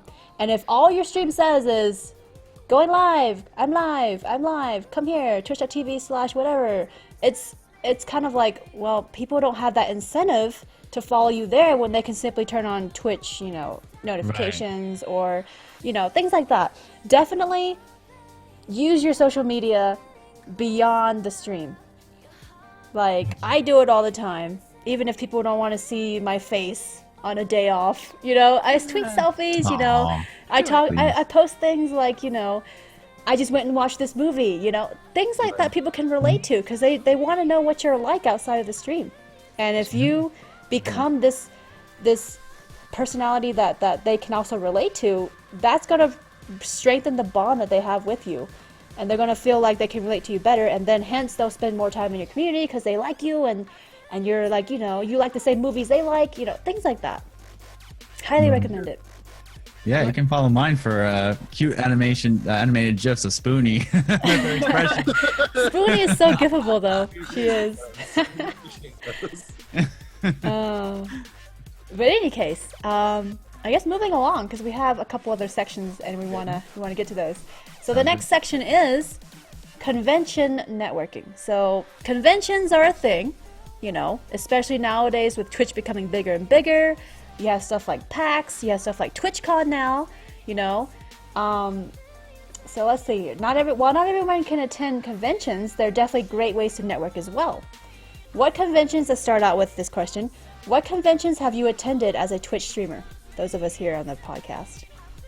I don't have much convention networking. I've only gone to MagFest and that's the only convention I've been to, so can't really put any input on it. Yeah, mine's BlizzCon. That's pretty much it myself. And while there was a few, because Blizzard's a pretty big company, there's a lot of games for it, and a lot of people did go. I honestly don't think I even met like 20% of the people that were actually there that were streamers. I think I met like just a handful of people that were streamers, and you know, nobody really was like, oh my god, it's like maybe a couple people, obviously, but like there wasn't a lot of people. My first like real super serious convention is going to be TwitchCon. So I'm gonna be taking some notes for this part from you guys. So give me and Di give us some help for our next convention. We're ready. We got our pens here. Well, you know the answer to this one. It's PAX South. That's where I met you and Tess and so many other people. But BlizzCon also for me actually, but it was different because at the time I was writing for a video game website, and I went as press, and I got to meet like Husky Starcraft. I got to meet I'm gonna butcher her name, Rosanna Poscionado. I got to meet let's see, Jesse. Can't remember what his actual tag is. It's been a while, but yeah, that was back in 2013, before I even started like trying to market myself as a streamer.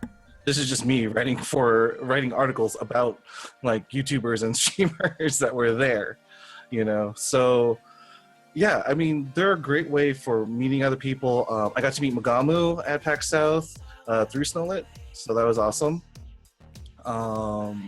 It was great because, I mean, like I said, you have that commonality. You'll have ways of linking to each other, and the fact that you have Twitch or YouTube or just similar people that you follow and like, or similar games that you like, it's a great way to interact with other people that have the same interests and have the same outlook that you do. I mean, not everyone does, but you know, you got to take the good with the bad, right? So. But it's definitely a great thing, and I'm looking forward to TwitchCon definitely this year. So jealous. For me personally, I guess I don't have, I mean, I'm not saying I have tons either. I mean, I think I'm on the same boat as everybody, to be honest. But PAX South was my first convention as a full-time streamer, and it was awesome. It's really hard to describe what it's like when people recognize you and you don't know who they are. But people are like Snowlit, or they're like, you know, Lixaria, you know, when they recognize you and you're kind of like, I don't know who you are, but yeah, you know, it's a very surreal feeling for me personally, because it was my first time really kind of going as my own brand, which, you know, and not just like little old me. I had a brand that I was representing at these conventions, and you don't think about it till, you know, you go there and you kind of experience it. And so PAX South was an eye-opener for me. I actually got to meet Tess there. I got to meet Romcom. I got to meet, who else from the Chillest have I met there? I think is that it? And Eon. And who else? That's it, right? Only like 3 people from the Chillest. Who else am I missing? Well, Romcom, yeah. We met Romcom very briefly. Well, but yeah, that would be it. It's definitely a different experience because you're taking things from when you're sitting behind a computer screen and a webcam to in person, and it's a huge difference. I mean, it's different, but at the same time, it's not unfamiliar.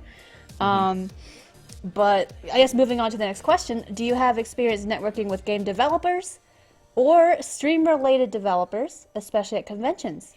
What networking lessons can you share based on your experience? And I can kind of chime in a little bit. At MagFest, there was a indie developer section. Well, so there's at MagFest they have an arcade section, and then they have a video game console section, and they also have a indie game section where the developers are there. And you'll be surprised. You just go up to the developer, you say, introduce yourself, and you find out who the main programmer developer is, and if you're interested in the game, all I said was, hey, I stream on a platform called Twitch, and I really like your game, and I would love to try it out sometime on cast. And then it's interesting how their faces light up. You just mentioned Twitch and stream, and they really want to get to know you. Like, oh really? Oh, okay, here's my card. I'll send you some keys, and would you be able to promote it and stuff like that. And some indie games are really, really good, and you really do want to try it out and test it out. That's all it took for me, was literally just saying I cast on Twitch, and I had to have my new business cards at the time. Just handed one in there, and that's it. It just went from there. Yeah. So Definitely get business cards. Yes. That is something huge. Because again, like I said, you're representing your brand at these conventions. And even if you're going for fun, it is kind of like a business trip for your own stream on the side. Because you are, again, networking, you're solidifying your existing networking relationships, your friendships. And at the same time, you're also maybe potentially meeting other people that you can network with or make friends with, and then also, of course, game developers and people who offer stream related services. Which for me, when I went to PAX South, I actually stopped by the Game Wisp booth because I actually use Game Wisp, and I established a connection there. And well, for one, they also gave me a free shirt, but I mean, I went there, I went there not for the free shirt, but I went there because I wanted to be like, hey, I talk to you. I mean, not talk to you. I use your service. And it was kind of cool to kind of tell them, be like, hey, I'm one of your clients, and, I love what you do. And just to be able to establish that connection, because they were excited to talk to me. And they were like, hey, can we actually ping you later, after PAX South, and actually talk to you and ask you questions about our service and get feedback. And so they actually did. We did a video conference after. I had an actual meeting where I would tell them and give them feedback and things like that. And that actually helps a lot too, with just establishing connections outside of Twitch, of streaming. Definitely recommend it. Even if you're not using that service, like if you see like a Twitch alerts booth, or Game Wisp, or these other services that are related to Twitch and streaming, but you don't necessarily think about as well. They love talking to the people that use their services. Like, highly recommend it. And yeah, that's really all I have to say to that. There's another one you forgot to mention that we chimed about a few times, actually. Discord. Yeah, Discord. Yeah, Discord has a booth too. They did at PAX South, and it's awesome just to be able to go and talk. Yeah, the Discord. Yeah, Sango knows.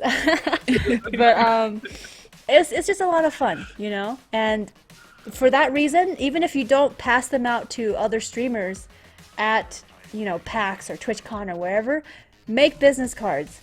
For the very reason of, at least, yeah, there you go. Dai-chan has one. It's, it's representing your brand. It's getting your brand out there. I actually have mine too, come to think of it, on the side here. But even prepare like well in advance. You don't have to make them super fancy. I actually made this one myself. But I put my face on there because I want people to be able to remember my face. Because when you get That's a good idea. When you get so many business cards, it's hard to keep track of who was who. So I actually put my picture on there. On the back's my logo. So like, this stuff is like, it's super cheap. You get like what, 400 of them for like $60 or something, or 7. I don't know. You get a ton. Sometimes even less, yeah. Mine was $1,000 for about 90. Yeah. So you can definitely get them in bulk, really cheap. And I mean, you can design them yourself. You can also commission an artist to design them for you. But they're really not hard to do. And I highly recommend getting them done before your major convention you're going to. Yeah, give it about a week or two. Yeah. Or even longer. Yeah. Just prepare well in longer advance. Yeah, the longer or the more time you have, the better. Because just in case if something happens to the shipment or it didn't turn out the way you wanted it to turn out, you Yeah. have that time to fix it. And if you want recommendations for like where to get business cards done, of course, feel free to ping us after the stream and stuff like that. But yeah, highly recommend that for networking at conventions especially. I showed the one that I have for when I was trying to become a singer, but it actually has my real name on it. So that's probably not a good idea to put that one. I mean, you don't have to put your name on it. I know quite a few people I met that I received business cards from put their full name on it. For me, I mean, if you guys can't tell, I don't reveal my name first or last. And so mine, if you want to see it, all it says is, Snowlit, Twitch partner, and broadcaster. And then it has a link to my Twitch, and then my Twitter, and then my YouTube and Facebook. That's all. Nice. I kind of forgot to put my email address, but I figure people will find my email address somewhere. They might figure it out. Yeah, that's what I thought. Like, that's why, as long as you put your Twitter, I think they can tweet Yeah. it.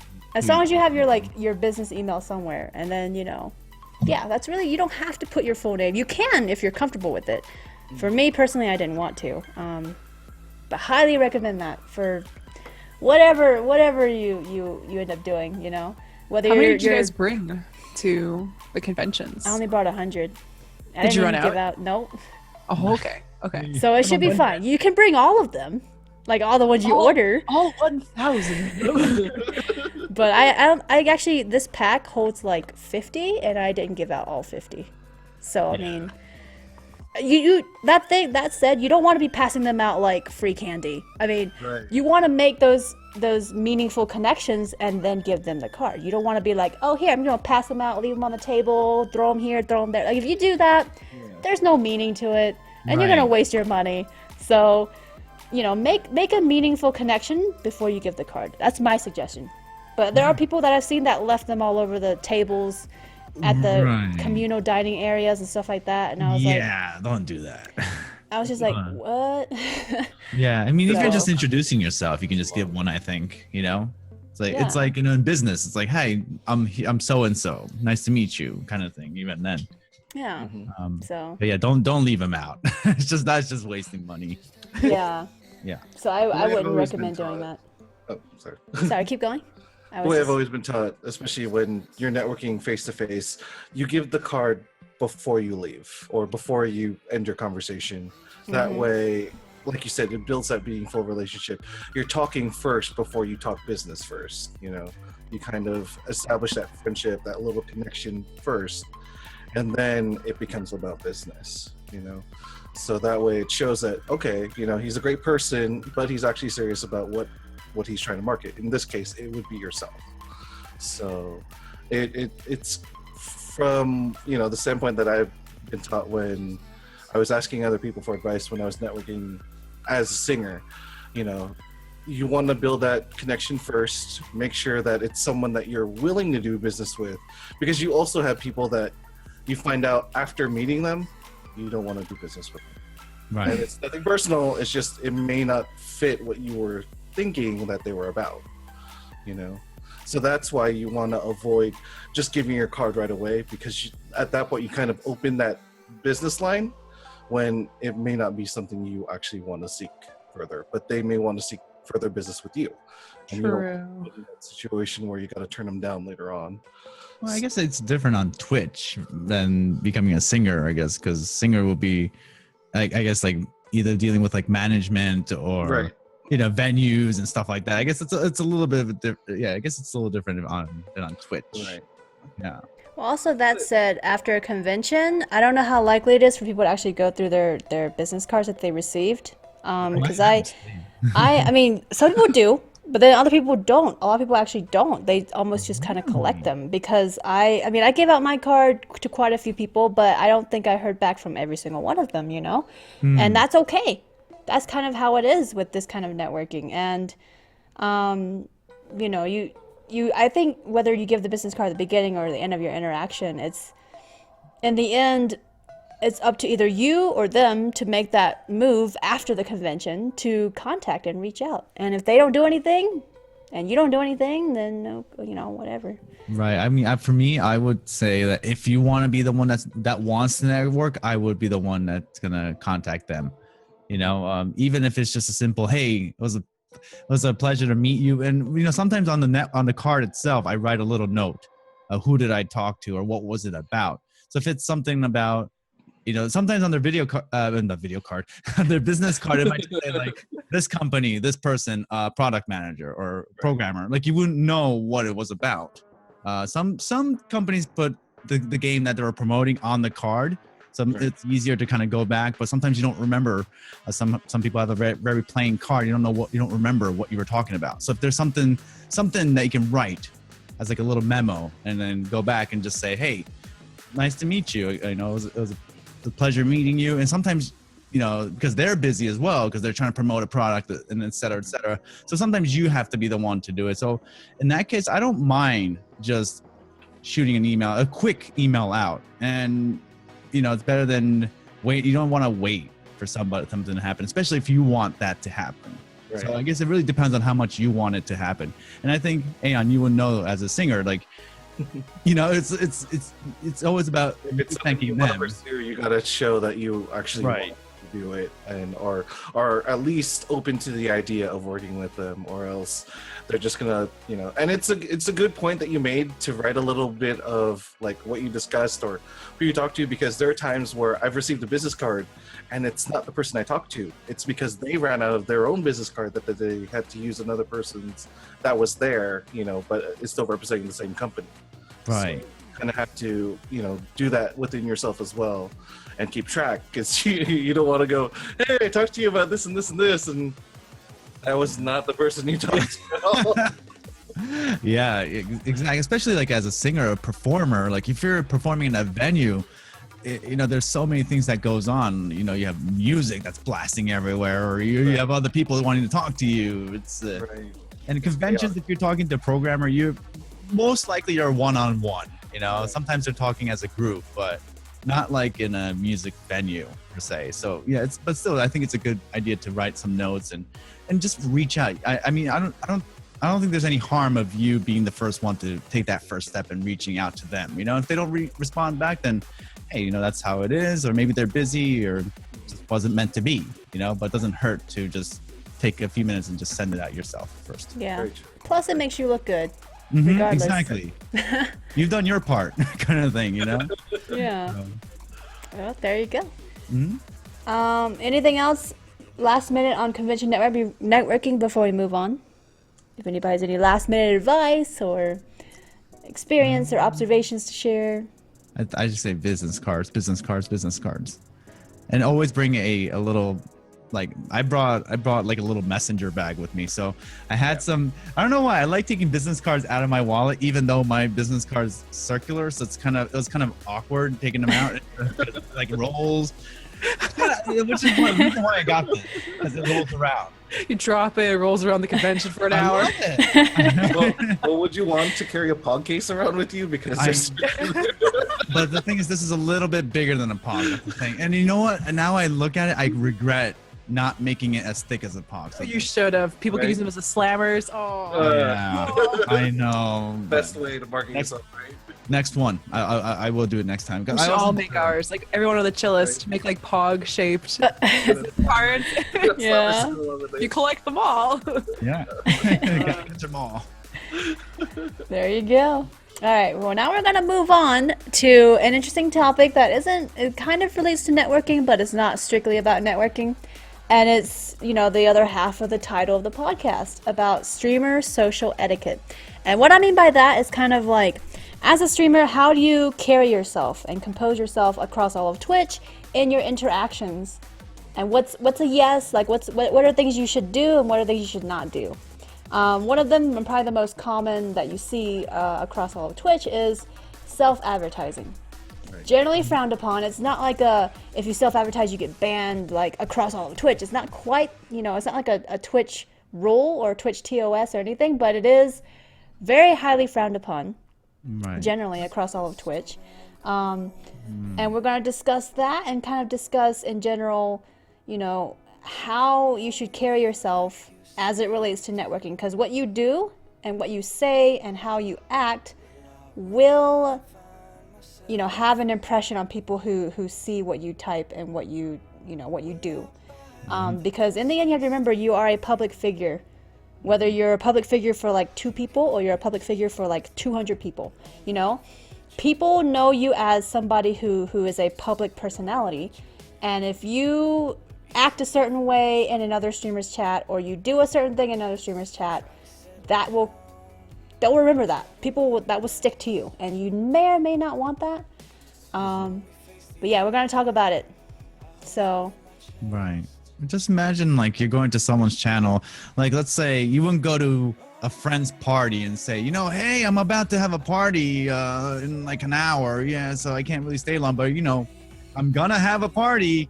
It's gonna be a lot of fun. Like, I don't think anybody would want to hear that at somebody else's party. And I think it's kind of the same kind of etiquette. And imagine, I always told people this, that if you're coming to my stream, imagine like you're coming over to my house. If there's a set of rules that I have in the house. I'm an Asian person, I expect you to take off your shoe when you come in. And don't push what you think is normal onto me as a caster or somebody's home. And I think you should, if you're in Rome, be a Roman. If you're on somebody's channel, be that fit into that communities, and there's a set of rules in each channel. And I think you should just respect that rule and be a part of it, because you wouldn't want somebody else coming in and just be like, I do this at home and it's fine there. So, hey, I'm at your house. It should be okay. No, I don't think that would fly really well. That's how I see it. Yeah, that works. It's like you're a guest, and you gotta think of it like you're a guest. It's a perfect, like, that's like the best way I could ever think of to kind of paint that picture. I've said that, like, I post sometimes, not so much lately, but I used to post a lot on Reddit, the Twitch Reddit, and that was the same thing. People would be like, how do I deal with people who come into my channel and don't have that etiquette? It's like it's almost like a freaking deja vu here, but like it's the exact same. I said pretty much the exact same thing. Think of it like they're coming to your home and you can kick them out at any time, sort of mentality. But yeah, you just gotta carry that same etiquette, treat people. It's kind of like going back to the basics, treat people the way you'd want to be treated. You do something bad in one person's channel, it gets heard. Like, it'll travel further than you would ever imagine. Even if it's one streamer from a completely different game, a completely different time, it doesn't matter. I still hear stories from other people who streamed like a year ago that did something really stupid, and people will come to my channel and be like, do you remember when this happened? I'll be like, oh my god, that happened so long ago. Why are you bringing it up? But people will bring it up because it's just one of those things you don't forget, and viewers are notorious for not forgetting things, and the streamers are notorious for not forgetting things. So you always remember that person. Yeah, you always remember that one person. And it's just don't be a douche. It's just the way it is, don't be a douche. If you're going to someone's channel and they don't like swearing, the most freaking sweariest person on the planet, will respect those rules, and I won't swear. I'll be like, okay, fine. Like, I usually look at people's rules in their chat before I start talking as well. I'll be like, okay, they don't like this, fine, no problemo. I can abide by those rules, and if I can abide by those rules, I'm pretty sure anybody else can as well. So yeah, just treat people with respect people's channels, and don't self-promote, and don't do, it's like common sense. Like, don't call out lurkers if you're a streamer. Don't self-promote in other people's. The indirect self-promotions, or when like a streamer comes to a chat and other viewers are like, oh, when are you gonna stream, and stuff like that I feel we should definitely discuss, because I know you guys have all seen it. Oh yeah. Whether in your stream or other streams, and it's a very stuff that's kind of in the gray area. The indirect self-promotions, or when like a streamer comes to a chat and other viewers are like, oh, when are you gonna stream, and stuff like that I feel we should definitely discuss, because I know you guys have all seen it. Oh yeah. Whether in your stream or other streams, and it's a very interesting topic that it's kind of hard to be like, you know, not necessarily shifting blame on anybody, but kind of being like, this needs to not happen as well. But how do you make it not happen? Yeah. Well, it depends on the situation. I think if the streamer is asking you, like, let's say, "Oh, Daichan, you're playing so and so and so," or when are you when are you gonna do that thing? You know, when are you gonna start streaming? I guess it's if the caster is asking, it's a little different. Now, if a viewer asks me, sometimes I whisper them.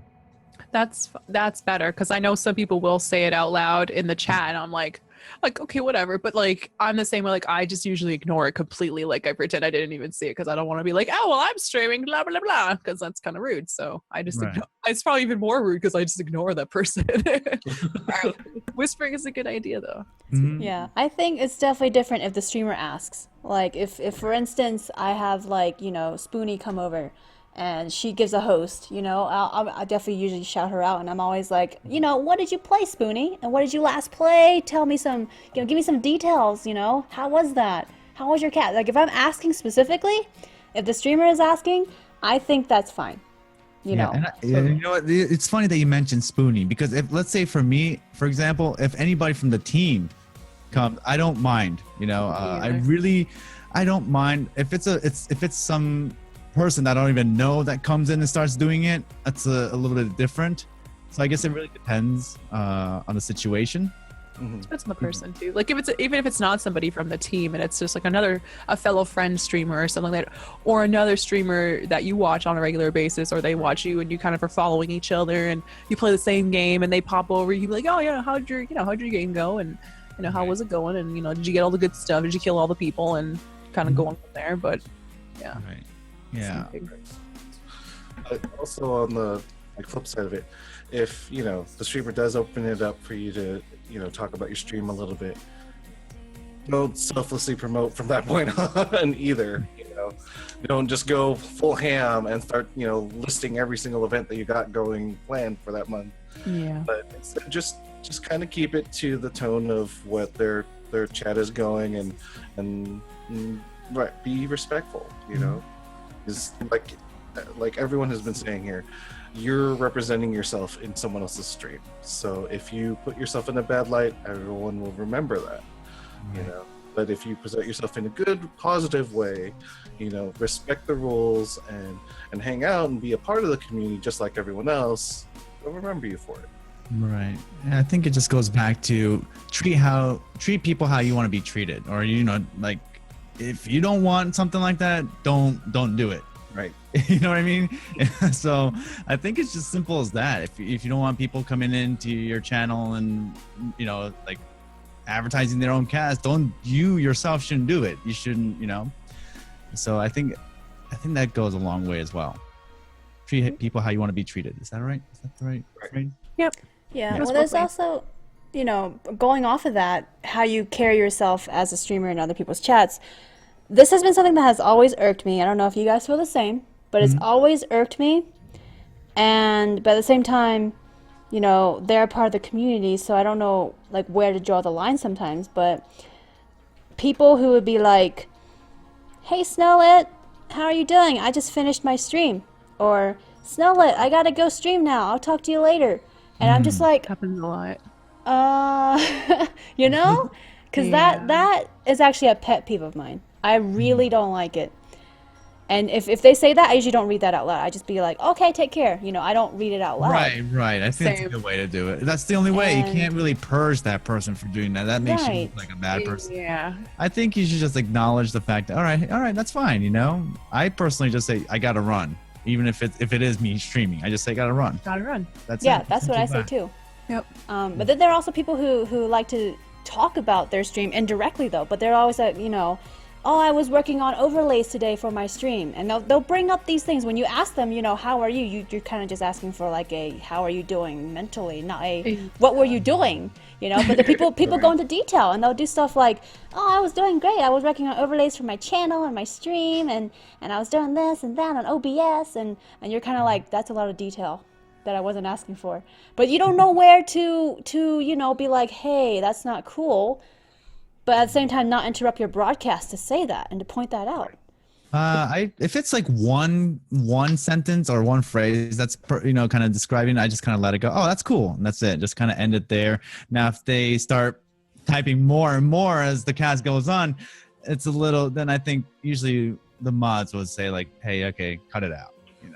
It sucks though, because it's like sometimes they're viewers of yours that have been there for so long, or they've supported you so much, and it's like it comes back down to that, how do you treat support in your channel, like monetary or just viewership or subscription, whatever, and you maybe they feel like you should acknowledge that because they've been supporting you for so long. In turn, you should support them, and that's, I think, where there's that disconnect, because I don't think many of us feel that way, like just because someone donated to us or just because someone subbed to us or just because someone's there a lot, that equals we're gonna promote their channel because they're a streamer. Like if they're a good friend of yours, you do you, like it's your channel, you do what you want to do. But I definitely know how awkward that can be. It's a very awkward situation, and it's a really gray area, because they're not like saying, hey, I'm streaming, gotta go buy, or they're not saying like, I'm a streamer, I'm streaming, like it's, but sometimes it's like that seems to be the discussion. It's like they come into your channel, first thing they say is, hey, I just finished streaming,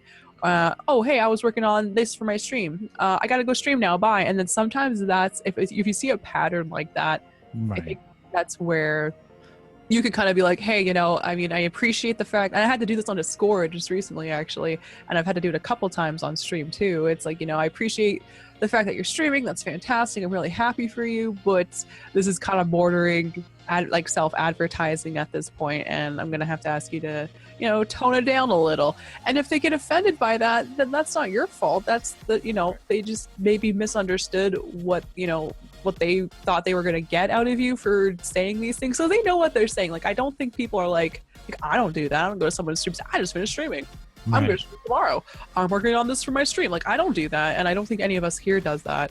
So it's kind of like, I think if I were to say that, my intention would be to draw attention to my stream, and I think that's what they're trying to do. So it's not like it's going to be a surprise to them when you say, can you not self-promote so much, because they're going to kind of be like, yeah, that's kind of what I'm doing, okay, got it. So if they get mad, it's their own kind of problem in a sense, I suppose. It sounds kind of insensitive, but yeah, it's a really crappy situation, and no streamer likes it. No streamer wants to be put in that awkward position. So if you're a fellow streamer and you've done that in the past, consider not doing it anymore. You know what I mean? Like keep it on the down low, unless you just finished a stream, you have a nice host that you want to give to a friend or another streamer, and then you host them, and then they say thank you, and that's a great way to acknowledge the fact. Like if you want to tell the streamer you're a streamer, that's a good way to do it, if you want to do it that way. Or maybe you want to network with them, maybe you want to collaborate with them on something, but don't just go to someone's channel and be like, I'm a streamer, I just finished streaming, hey guys, I'm streaming. Like there's just so many ways to do it, and I don't think that's the right way to do it. I feel like that was a lot that I just said, so No, I agree. If you guys are friends and they cast around that time, it's like, hey, how'd your cast go? I mean that's I think that's totally fine. Yeah. Especially like on a raid, or you could when it's a they just ended their cast, and Right. And that's where I guess you have to kind of get to know the streamer on that level, I guess, in that regard. Yeah, and then like Dark Twinge made a remark here that sometimes people are just enthusiastic about trying something new, and they want to talk about it and aren't trying to advertise. But I feel like, especially if they're a regular in your community, that they would know what your chat rules are, and like if they want to discuss it, and they want to talk about it like privately, that's the best way to go. Just be like, send the streamer a PM, rather than being all trying to talk about it in the stream, because in the end, it's an indirect self-advertisement, and it's like it sucks that we've come to this whole community of like self-advertising sucks, and we feel like it's kind of like to each their own kind of deal. But like it's all about how you present yourself, and it's kind of like in Stardew Valley, that JoJo Mart guy walking into the little mart and being all like, hey, we have like 50% off, and like ruining another person's business, which is what it is, by talking about your own. And I know you don't mean it, but at the same time, that's exactly what you're doing. And it's it's better to put your foot down and be strict and being like, this is how it is across the board, rather than being like, I'm gonna make an exception because you're a regular. Then the other people in the community will be like, oh, you made that exception for so and so. I've been here for 6 months. You should do that for me too when I start streaming. And it just turns into a, why aren't you allowing that same kind of leniency for so and so because you allowed it for so and so, which is really, really difficult. And like, it's not because we don't care. It's because we have to keep that strict, like, put our foot down for everything across the board rather than making exceptions. Because if we make exceptions, that's where stuff starts getting kind of messy. Right. In terms of like what kind of self-advertising we allow, or what kind of, like, we allow so and so to talk about their stream because they've been here for, like, you know, supporting the stream for like 10 months or something. You know, it's kind of really hard, you know, and we don't like doing it, but that's just kind of, we have to, you know. Because if we make those exceptions, it just gets messy. So, I don't know how you guys feel about that, but... No, I totally know how that is, because it's happened so many times. It's unfortunate that it happens so many times, and it sucks that, like I said, like before, when there's someone who's new channel who's been there a while and they're a regular, and they kind of just put you in that awkward position. And it's an awkward position because then you feel like, because they're a friend of yours or they're a regular, that you have to give them special treatment. But that's not true. Like, it goes so far. Like, yeah, you don't have to be a dick to the people that aren't regulars and super nice to the people that are, but it doesn't mean you're going to give them, everything that they want. It doesn't mean you're going to, promote them for them, or you're not going to, just let things slide that are, rules. Like, there's certain things, but I mean, it's in pretty much everyone's rules, I think, on Twitch. There's no one that has a rule that says self-promotion is totally okay. You could, if you find that on Twitch, let me know, because I doubt it's there. But it's a rule. It's like, it's a general rule, and most people acknowledge that. Most people know, but there are people who don't. And yeah, just don't put your stream friends, your streamer friends into the awkward position of feeling awkward about the fact that they don't know what to say, and they don't know what to do, and they don't know what's right to say, or what's the right action is when you self-promote. Because yeah, there's so many people now, especially now more than ever, like, so many of my viewers are becoming streamers, and I think that's great. Like, I am so happy to see so many people turn to streaming and make it a hobby, or maybe potentially make it a career. It's their choice, right? Right. But I think a lot of them kind of expect you to hold their hand through it because they've been there supporting you for so long. And just know that I'm totally happy with helping people. That is not a problem. But there's a time and a place, and it should be maybe in whispers or a private message. Definitely not just right out in the open in the chat for all to see, kind of thing. So I don't mean to sound insensitive. That might come off a little insensitive, and I don't mean to. But it's just a time and place for things. And if you take the right route, you might be surprised at the reception you're going to receive, versus if you take the wrong route and you're going to get a very bad reception, I think, and you're not going to ideally get the result that you're maybe looking for. So I guess that kind of answers Spoonie's question here, where she said, I've considered this before, but how do you guys feel about asking people to send you a Twitch PM if they want you to know they stream, instead of mentioning it in chat? Or is that kind of a rabbit hole? Yeah, I've had that happen to me too, where people will send me Twitch messages and say, hey, I stream. And I'm like, it'll just say that though, just like, I stream, come watch me. And it's just the person's Twitch, like, it's nothing else. They don't follow me. I've never seen them before in my life, and they just send me like this private message. I'm like, oh my gosh, what is this?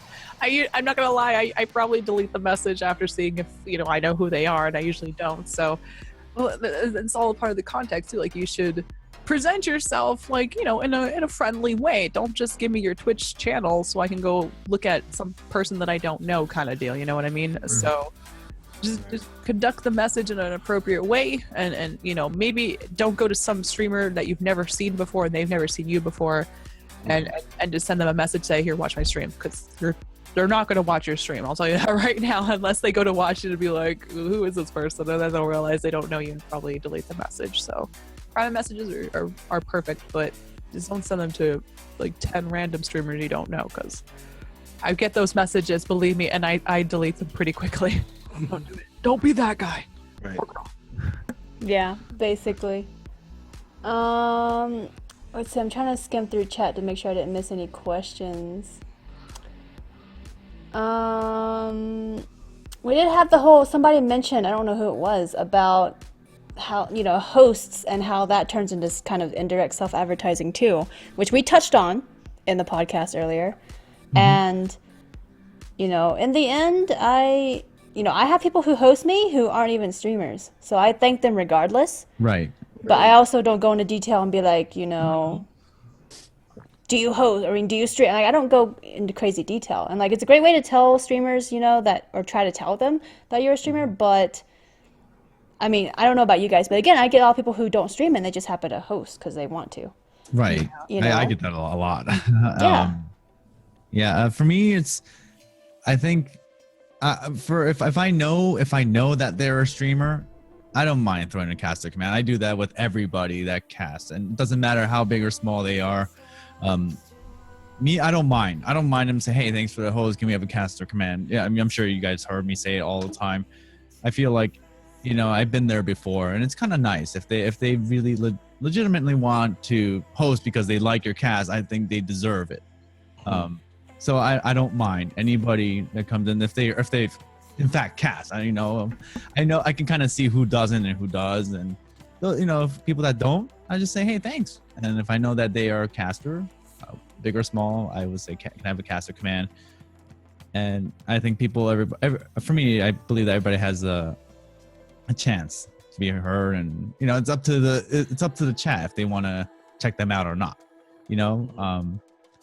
And for certain people, like my friends or people, that I have really close connection with, I will go on to, let's say, oh, Cersei Chan, thank you so much for the host. Hey, if you guys don't follow Cersei Chan, or Kristen, Linksari, if you're not following Linksari, or Aeon, make sure you guys, they're part of the Chillest team. Make sure it's.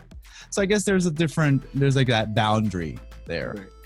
So I believe everybody should have a chance to check out another caster because it's up to them. It's like sometimes I think Twitch channels are like TV channels. There's a lot of shows to watch, and it's not, some shows are for certain people, and I think everybody should have an opportunity to be seen, and it's up to the viewer. What do you want to see? It's like I can't just say, what, I'm gonna not mention it or acknowledge it. I think everybody should have a fair chance. I mean, it's not a race. I know some people do treat Twitch casting as a race, like how can I get there fast? Right. It depends. Again, it depends on your purpose of why you cast it to begin with. But for me, I think it's like we're all in this together. We all want the same thing, and after that, I think it's just up to the viewers themselves. You can't say like, don't watch this person. It's up to them. Hey, you like them? Cool, check them out. If you don't, hey, that's cool too. I can't really say anything bad, because I've been there before, so I wouldn't want to be treated that way if I was there. Okay, so I have a couple points to bring up from chat. Here's a question from Imagining Mystic. I derped and whispered this. Okay. How do you all feel about people that raid you that haven't watched your stream or followed before? Do you feel like that's as bad as someone just coming into your channel saying, hey, come follow me, I stream too? Or is it okay since they're, quote unquote, spreading the love, so to speak? Depends on the raid, I think. Right. A little bit, yeah. Right. If you have a 2-man raid and say, hey, look, it's like, for my channel especially, like, I would get a 2-man raid. Oh, where's my raid response? Like, it's kind of hard to justify what is considered a raid. Like I've said, raids can be big or small. It's still a raid, but a 2-man raid is kind of hard to justify or call it as a raid because I've seen people do alt accounts and do it. Yeah. It's a 2-man raid. Yeah, I have 2 browser windows open, and I'm copy pasting it. I've seen people do it. As long as you go into what is that called? Incognito mode, and then you just have multiple browser windows open. You have 3 Twitch accounts. They might have 0 follows on them, and Yep. I've seen kind of. that, yeah. So I don't know. I mean, if it's like an actual raid, 4, 5, 6, 7 people come in or something like this or more. I don't mind that at all. Maybe they just found me and they like my channel, and I might not know them, but they want to send that love over, and that's kind of cool. But I think you got to draw the line somewhere, you know, when it comes to that. I've had that happen. Oh, where's my raid response? You know, I brought 2 people in. It's like, no, I'm sorry. I said, I'm sorry. Thanks for the host, but I can't. Yeah, it's very, I guess it depends on, I mean, for me, I welcome all raids as long as they're, you know, not malicious. Like, you know, not sending people over to insult the community or insult the streamer, then Agreed. you're fine. But if they don't know me, then, I mean, typically, I view it more of as a community thing, where if somebody's coming to raid, I gather my snow army, my community, and I tell them, let's defend. We can't let them take our castle walls. That's not how the snow army runs. And it turns into more of a community thing and not so much a, hey, this person's self-advertising, if that makes any sense. It turns into a community event that, you know, lasts like 2 minutes, but it's still a thing that people feel like they're a part of within the community anyway. And I appreciate them regardless. But you know, I can see some people not liking it because they think it's, you know, self-advertising, and maybe some people actually don't want to be rated or hosted. So if you're ever in doubt, send a private message, Twitch PM that streamer and be like, hey, are you open to raids/hosts? Just to make sure, if you're ever in doubt. Most people I've encountered are open to raids and hosts from other people, other streamers, but you don't want to step on any toes, you know? Right. And like some people, I think, have actually reported people for, you know, sending a raid over when they didn't want it. And I think it's against the terms. I've heard somewhere that you're not supposed to do that. Like, it's a bad thing. Like, if someone doesn't want to raid or host, yeah. pardon me, they can report you, and Twitch admins could be like, that was naughty. So yeah, you gotta. It doesn't, like, most people aren't gonna be like, oh my god, this person's raiding me. So like, I would like worry too much about it. But if you're gonna host, especially if you're a big streamer and you're gonna bring a big huge can of people over, compared to the person that's streaming, you might want to just be like, hey, you know, are you okay with the host? Like, I've had people send me messages saying, is it okay if I host you? And I'll be like, yeah, sure. Like, I don't even you know, look and see who it is. I'm just like, sure, go for it. Like, I don't care. But it'll be like a big host, and I can see exactly why they ask first, because it could be like thousands of people that could potentially be completely different from your community, and maybe you don't want that. I could see why people might not want a raid or a host or something like that. So, but yeah, when in doubt, it's a good point. Just send a message and say, hey, do you mind if I host you? And I guarantee 99% of the time they'll say sure. But just to be on the safe side, if you don't want to, you know, piss anybody off, especially if you're hosting somebody that you have not hosted before, obviously. Like, Right. if I'm not going to be like, hey, Snowlit, can I host you? Because she'd be like, oh, damn girl, what are you talking about? Go for it. Crazy. So yeah, just go common sense. But Yeah. And on that note, not all casters think alike. I mean, I've been on casters where it's like, well, you know what, I don't want to, I know we have a little bit of people, but you know, I don't want to call it a raid, but we'll send the host. So it's, you know, some people are very what is it called? What's the word? Oh my god, I can't think of the word. Considerate when it comes to that. They know that, let's say I have 2 people here, but you know what? We won't raid, but we'll host. And just send them love that way. You know, make sure you check them out though. So it's not every caster is the same. So I guess to each his own, how they want to do certain things. And I guess it just goes back to the rule of, well, on my cast we kind of have this line that we draw of what's the raid and what's not. Or I guess that's up to the caster themselves.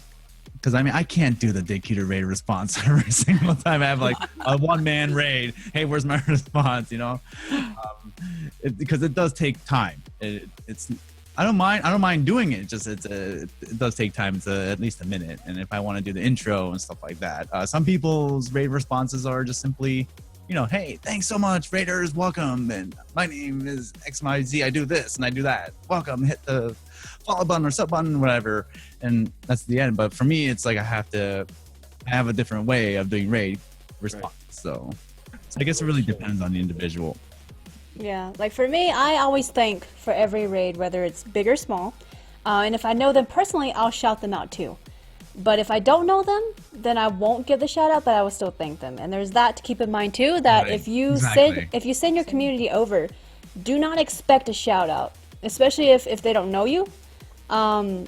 because if you do, you're going to be disappointed most likely. Because usually people don't shout out other streamers unless they actually know them or have been to their streams, you know? And so I get people who raid me time and again here and there, and sadly I just haven't had a chance to catch their stream, so I still don't shout them out. And I hope they don't take offense to that, but if they do, I can't do anything about it, right? That's just how they want to take it. It goes back to the whole, you know, how you treat relationships and networking on Twitch, you know? If you're expecting that transactional reciprocation, then you're going to be disappointed. And like sometimes I go and host and do all that, and I don't want them to actually like shout me out. Like I would go and host like Links, or I go and host, you know, he doesn't have to shout me out. I don't expect it, but he does, because he's a kind person, and he's also my friend. And so I mean, that's the thing. You have to go in there, and you don't go in with the expectation of like, if I go and raid and host this person, they're definitely going to give me a shout out. And grow my stream. That's another good point, because sometimes I feel like if I can't be there for more than 3 seconds, I don't want to send them a cast, because I know some streamers, they'll say, "Oh, Daichan host, thank you so much for the host. Oh, is he here?" And like sometimes I'm just not there. I'm just so busy that I'm just in a rush. I hit the host. I can guarantee that whenever I host somebody, I actually push the host button, and sometimes I want to host, but then I know they're gonna shout me out, and I want to be there just to say hi. But if I know I can't, I don't even host them, and I'll be like, you know what, when I get to work or something, or if I have a little bit of time, I'll host them then. Yeah, so it really depends, I guess, on the individual and the casters and what they feel is right. You know. Yeah, but again, if you're trying to help out somebody, just like anything in life, don't expect anything in return, because when you expect something, you're only going to be disappointed. You know, and if your expectation is such that, hey, you know what, I'm just trying to help out, I don't need anything in return. If that's your expectation, then you'll be filled with surprises. You'll be surprised. But if you're expecting something in return, don't get disappointed the fact that they might not return something to you. You're doing it because you want to do it, not because you want something out of it. And I don't know, I guess that goes back to the whole networking thing. Well, what are you networking for? Are you trying to like legitimately get to know this person or the community, or are you trying to get to know somebody for your own benefit? And I think most people are smart enough to kind of see through it. If it's not you, it might be somebody else. And that's another thing I kind of like to say is like, people are watching you no matter what. From past broadcasts, especially if you had that on, especially with Twitch Turbo, that's 6 months. You know, I think, yeah, just don't set expectations, and just do it because you want to, and because you enjoy them, or you really want to support them. You know, I don't really expect anything in return. I do what I do because I enjoy doing it, and I want to send a host because I feel like this person deserves a host, and I want to support them as well. And sometimes, like another thing, this actually ties in with social networking. I know subscribing is a way of supporting a person, but it could be a way to network. I know some people take it as a way to network with somebody. Hey, I sub to you. Well, if you sub to me, well, maybe you might sub to me again, or you might want to check my cast out because I sub to you. And then, you know, I was in a situation where I had like 15 subs, and then I'm spending $75 a month on subs. Although I want to use it as a network, and I became scared. Well, what if I took the sub away? You know, especially in Twitch, where it's like, well, you've been subbed to Sushi-chan for 1,000 months. It'll announce it, you know? And then there's going to be the point where, well, oh, Daichan, you've been supporting me for 1,000 months. And then suddenly you don't, because whatever situation you might have, there you go. Links. 9 months in a row. I had to. But you know, Perfect like timing. when you do that, and then if you don't, I think it's like, what is it? Like a month? If you don't do it for a month or something, it'll just, It loses the streak. reset. Yeah. So then it's like, well, you know, some people might take it personally. Well, you don't sub to me anymore. Now I'm not going to support you anymore. Or some people take it personally. Yeah. And at one point I was scared to take away subs. It's not that I don't support them. And I've actually had this conversation with another streamer about it. It should, anybody can shell out $5 to say, hey, I'm going to support you. This is my way of networking. But sometimes, you don't have to technically subscribe to some person to be subscribed to them. You can help them in so many other ways to show them that you support them without spending a dime. And that's when I think that counts a lot.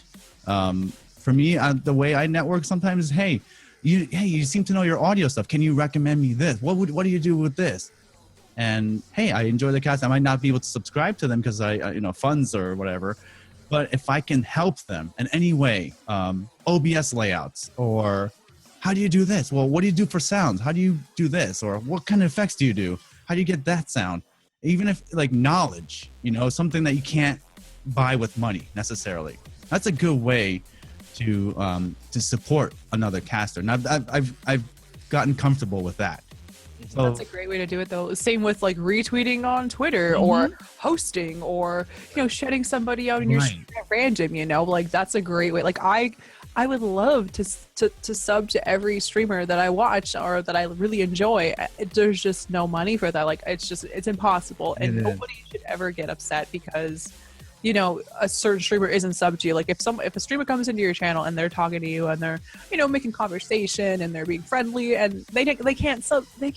You don't know that person's financial situation. You don't know what they got going on. Maybe they just don't sub to people, or maybe they only have a limit of a certain amount of subs that they can have in the month. Right. And you could just support in so many other ways. And like I try to retweet, I try to do other things, even for people who don't have a sub button. Like some people I will do the game wisp thing for, and some people I will just do like I'll do some retweeting or some other things that I know I can do that will help and even if it's a small way, it's still a great way to network. It's still a great way to show your support, because you can only show support to so many people, otherwise you're gonna be broke and eating ramen 24/7. And I think you'll see that as a caster, you can tell who's there to really support, not only just with the sub button or donation or what have you. The other way. So me personally, I'd rather donate than to sub. Some people don't realize if you're subscribed to somebody, it automatically does the auto refill, and so some people don't realize that, and they're like, oh my god, why am I getting charged again? I just wanted to sub one time for that 1 month. So, and also, hey, if you're talking financial wise, maybe it's better to just donate that money, so the streamer gets more money. I really don't know. It depends, but I don't know. For me, it's like hitting the sub button or $5. I think it shows a support. I personally don't use a lot of emotes anywhere. If you guys haven't seen, I use like maybe Sosi-chan's snow hype, maybe that, and then I used to use Link's wave a lot, and that's like I only use a handful of emotes. It doesn't matter whatever emotes, even Twitch free ones. I don't really use. I just use your typical smiley face, and I do that everywhere I go. So I try my best to support other casters, but I know some people rely on that for networking. Hey, I sub to you, so I'm gonna get shouted out. And if they even know that I'm a caster, they're gonna try to shout me out there. I'm gonna use that $5 sub thing for self promotion, and That's kind of the wrong attitude. Yeah. Like subbing as a way to network is always kind of like a gray area, I feel, because like it's great and it definitely is a way to network and support, but at the same time, it's just like what happens when anytime money gets involved, things just get kind of really hard to really just clarify and keep things simple, but in the end, be smart about it and do what you can afford. And, if you get something out of it, great. If you don't, again, support the casters you want to support, whether it's through subbing, Game Wisp, Patreon support, whatever. One, only if you can afford it. And two, because you enjoy their content and not because you're expecting anything in return. This goes for any kind of support that involves money, especially. Because in the end, you're not trying to buy their support and reciprocation, right? That's not what it is. You're subscribing and you're donating and you're becoming a game list or Patreon supporter because you enjoy their content, theoretically. I mean, some people have different reasons for why they do it, but normally that should be how you should view it, because otherwise it's going to lead you to a lot of disappointment. You're going to burn a lot of bridges because you're so salty about it, and it's just not going to be good for you as a streamer. So, you know, do what you can afford, and if you can't sub to everybody, I mean, not everybody can sub to everybody, so there's nothing wrong with that, but only do what you can and are willing to do.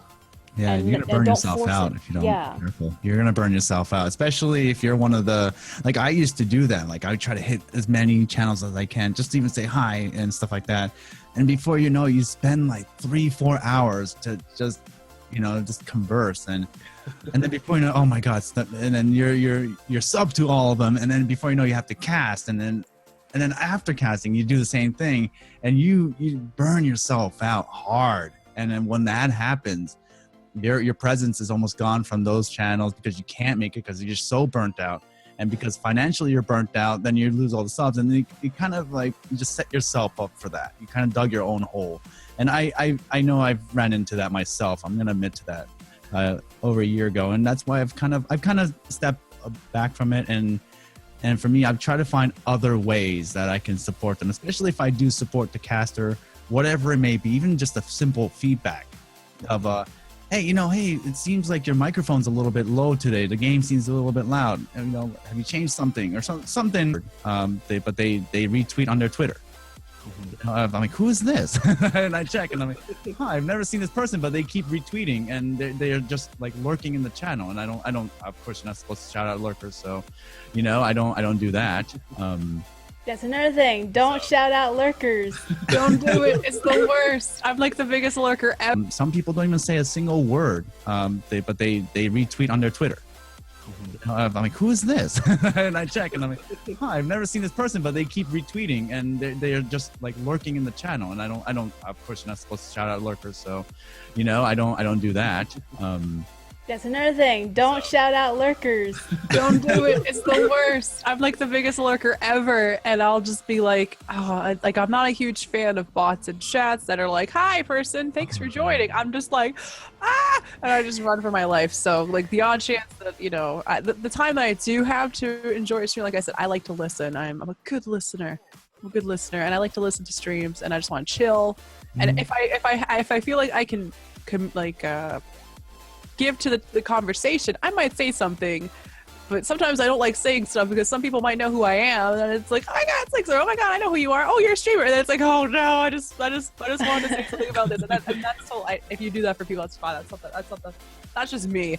I'm just really shy sometimes. But yeah, don't call out lurkers, please. We like to lurk and listen and just chill and have some downtime after a cast or a long day or a bad day or whatever day, and we don't want to always announce that we're there, kind of thing. And if you have a bot that greets anybody who joins your chat, turn that off.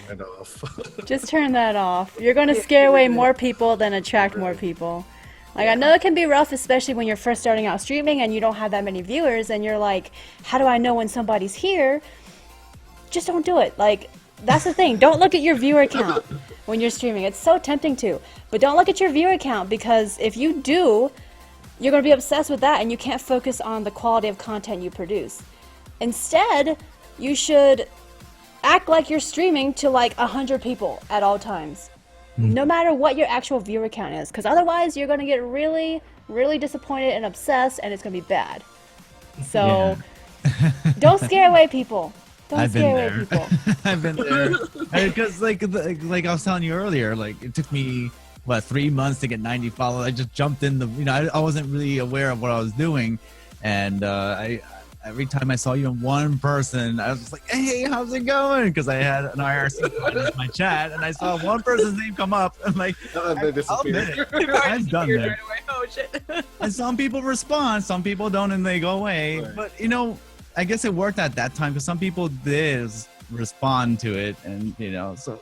Yeah, but I agree. I don't call out lurkers. Some people just want to, especially a streamer, don't call out a streamer. Sometimes they just finished casting, and I mean, I'm sorry, but for me, it's difficult to hang out on a cast after like 5 hours of streaming myself. and sometimes you just want to relax. You just want to finish something. I want to eat something or take a shower or just lay down for a little bit or something like this, you know? So yeah, never call them out, especially if they're a caster. Like if they just ended their cast, hey, sometimes, and you know, as a caster, you should kind of understand, well, if I was in their position of, I just finished a long cast, you know, sometimes you just gotta host or raid and then you gotta go, you know? Sorry, I gotta run. Raid and Like- run, they say, right? As streamers, you know, we just kind of want to turn off after we're done. I mean, Lynx has said it. I mean, Dai does it. Eon probably does it too. I didn't actually ask Eon. Did you? Do you also do that too? Where after you cast, you're just done and you just want to shut off and. It depends because depending on whose community I get in, I tend to get in a little bit more interactive, especially when there's cool people to hang out with in the chat. So it just kind of depends. For me,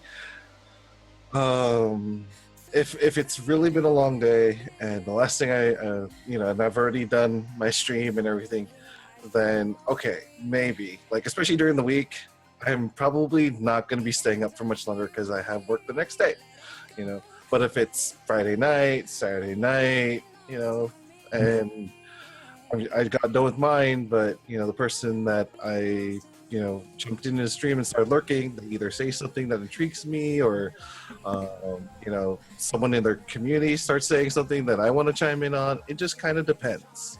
But you could probably agree that if you're lurking and you haven't said a word in chat, you probably don't want to be called out, right? Oh, definitely, yes. Right. I definitely agree with that.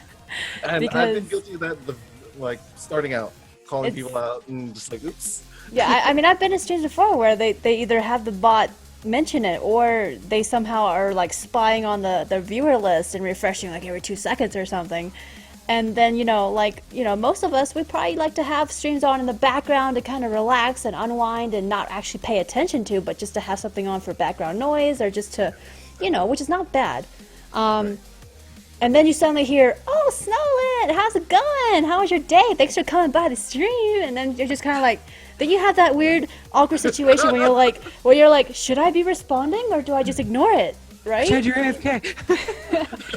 So it's always here. really rough.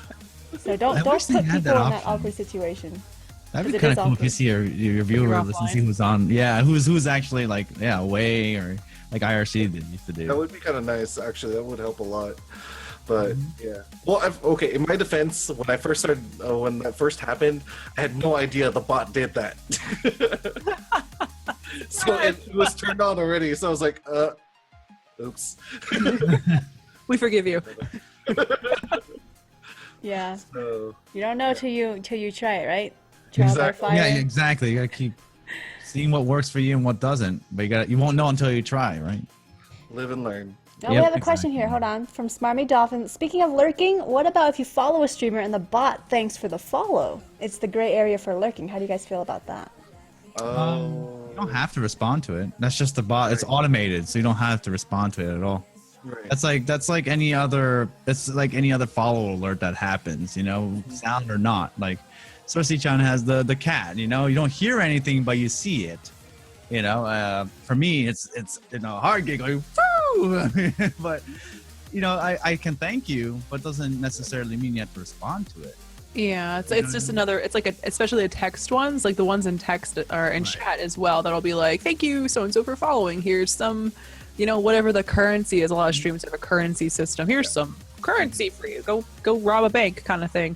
And it's just like some people have it on as a visual, some people have a sound with it, some people thank you if you follow, some people don't thank you, some people don't have a follower pop up and all, and some people just don't even have anything for followers whatsoever. It just I guess it just depends, I guess, on what that person chooses. But I don't think it's a little different because when the bot's like, oh hey, welcome so and so to the channel when you first join the channel, it's a little bit daunting. But if you hit that follow button, you did that action, you did something, and something in chat or on the screen says, welcome to the stream, blah blah blah, then that's a little different because you kind of initiated that response, kind of in a sense. So I think that's fine. I think that'll be fine. You Yeah, can I also think- have it in your chat, to say, hey, if you hit this button, if you donate this much, you will trigger this. Yeah, I think Yeah. it's definitely more accepted than simply being like, "Hey, you just joined the chat," subtle and silent, not a. and just straight up calling out their lurker, because that is forcing interaction on somebody that may not necessarily want that interaction versus somebody who initiated it in the first place. Because when they follow, they're initiating interaction. And I think nowadays most people expect some kind of follower recognition, whether it's a something that's subtle and silent, not an alert that makes any noise or anything, or if it's like what Dai does with an alert that makes noise and he welcomes every follower. I mean, that's initiating an interaction, and people nowadays, most people expect that, some kind of acknowledgement of following to some extent. So not all casters have that, which is fine, but it's the difference between initiating that interaction and being forced, or having that interaction forced upon you, which is kind of what calling out lurkers is. And so it's pretty rough. Yeah, it really depends on the caster themselves. What would you want to see on cast? Like for me, even if it's just a simple follow, when I first started, I wanted to go see somebody and then acknowledge that I followed. That's kind of cool to see, like, hey, I like your cast, I'm gonna follow you, and that caster that you like says, hey, official Daikon, thank you so much for that follow. Even if it's that for that brief second, that feels really nice to hear.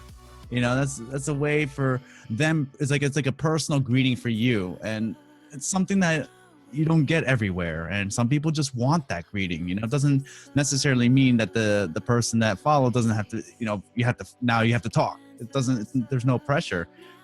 That's why I personally thank everybody that follows, because because that's how I feel. As a viewer, I kind of like to hear that. And but then how do you feel when the streamer doesn't thank every follower or welcome every follower? That's again, it's up to the caster themselves. I mean, not every it's what you want and what you want. Because for me, I stream as if I was the viewer. So when I go back, after every night I check my past broadcast and see and watch it as a viewer stance. How would I watch myself as a viewer, and that just goes not just for technical aspects or scene changes and stuff like that, but also interaction. If I was the viewer, how would I want to be interacted? So it really depends. It's on the casters themselves. What's your purpose of your cast, and if you want an interactive chat, how would you want to go about it? Some people don't have an interactive chat, and that's fine. Some people are speedrunners where they can't interact.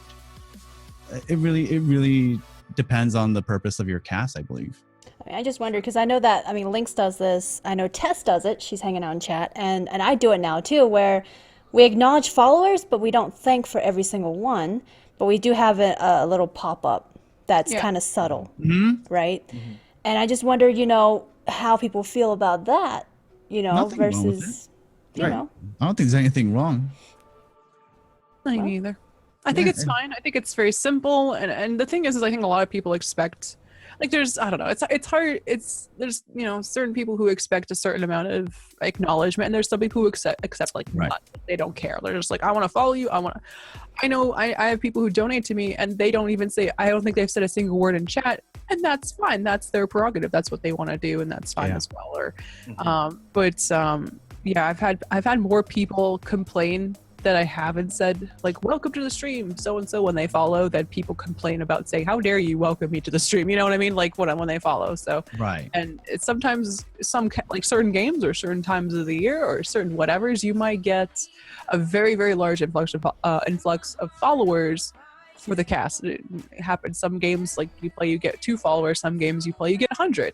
And you don't necessarily want to say, thanks so-and-so for following, and try butchering their name for the entire stream and interrupt the stream 100 times to thank the person, because it's also, you're doing a stream, right? So you don't necessarily want to say thank you for every single one. So it depends. Like, you could use your better judgment and say, thanks so-and-so for following. If it's a kind of a quiet game or something, and you just want to say thanks. Or if you don't want to, you have a pop-up there to cover it. So you can't please everybody.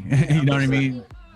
Some people want something, some people want something else. You can't win everybody. So I think it's just whatever you feel is comfortable for that specific situation. Like I just did a horror cast last week. I mean, I wasn't going to do a raid response, or I turned off the host notifications. It just really depends on what you feel is right at that specific moment for your cast and what you feel is the best for it.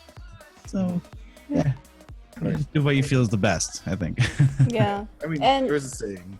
Keep going. Sorry. And if you don't, you know? Yeah. So And it's a double-edged sword that you gotta tiptoe around.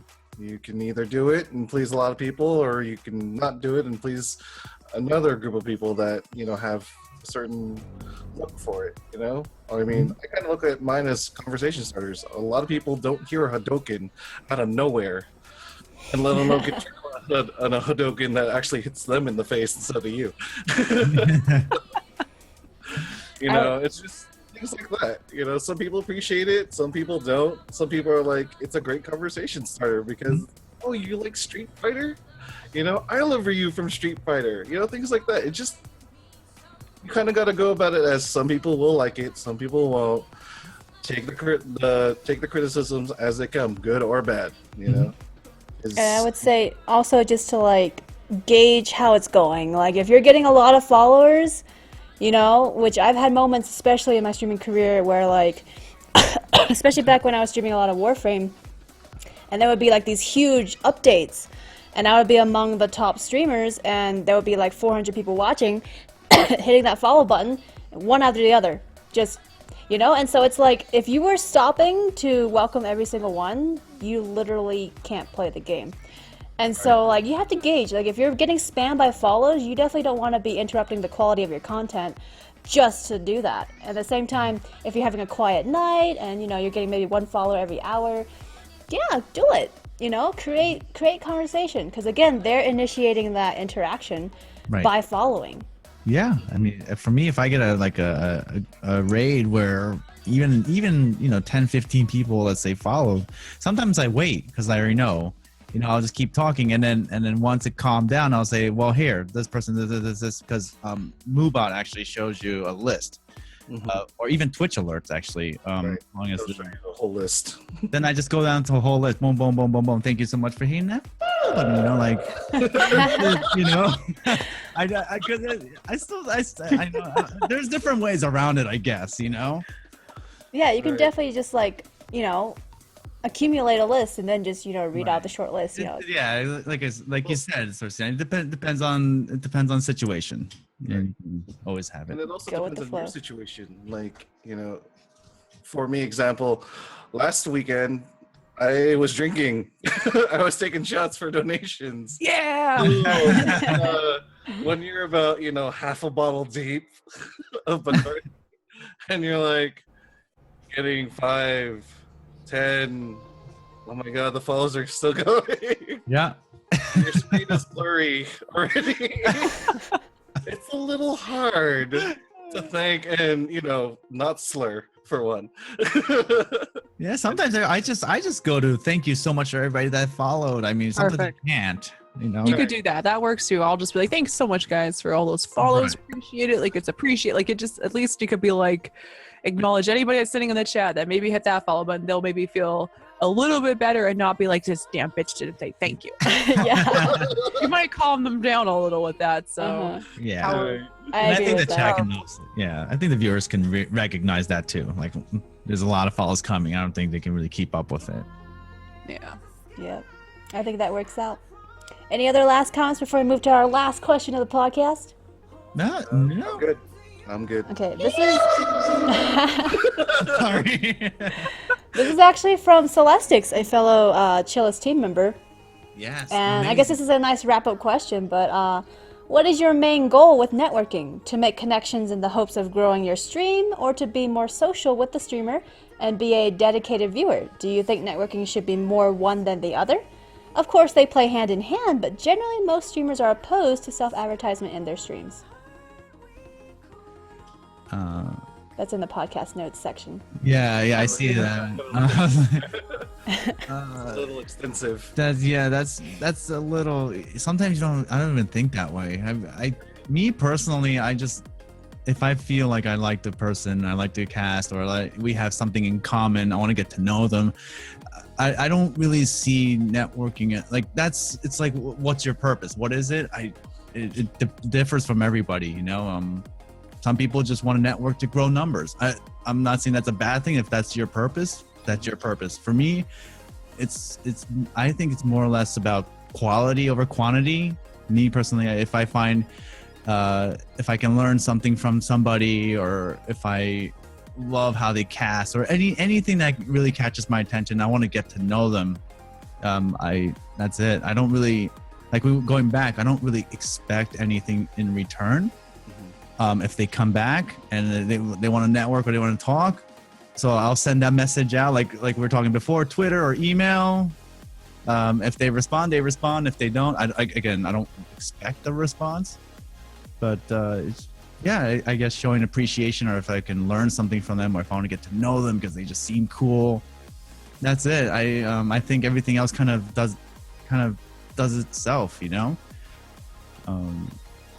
I'd rather make meaningful relationships amongst even to the viewers. So for me, I try to get to know at least one thing about a viewer.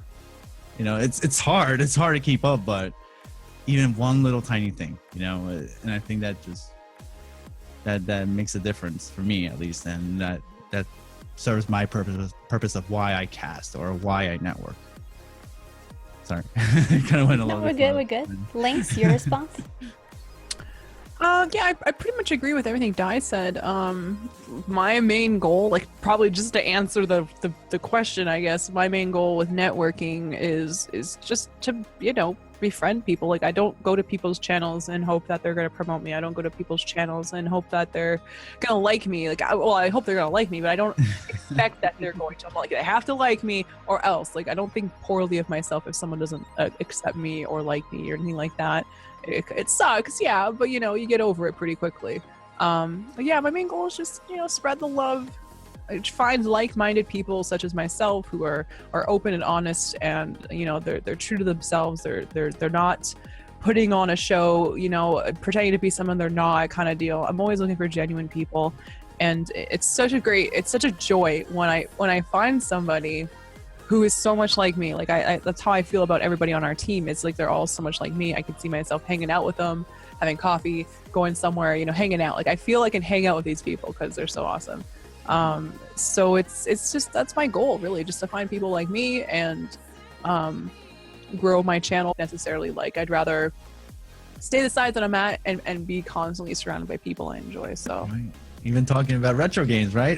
Yeah. retro games, I'm always down for that. Yeah, So, a you long know- conversation about that too. I know. That actually leads me to a question, though, that is kind of unrelated, but kind of spurred from what Lynx just said. Can you network too much and spread yourself too thin? Yeah, that's when you burn out. You'll burn Yeah. out. You can't keep up. I've been there. Yeah. You can. Because, but kind of spurred from what Lynx just said. Can you network too much and spread yourself too thin? Yeah, that's when you burn out. You'll burn Yeah. out. You can't keep up. I've been there. Yeah. You can.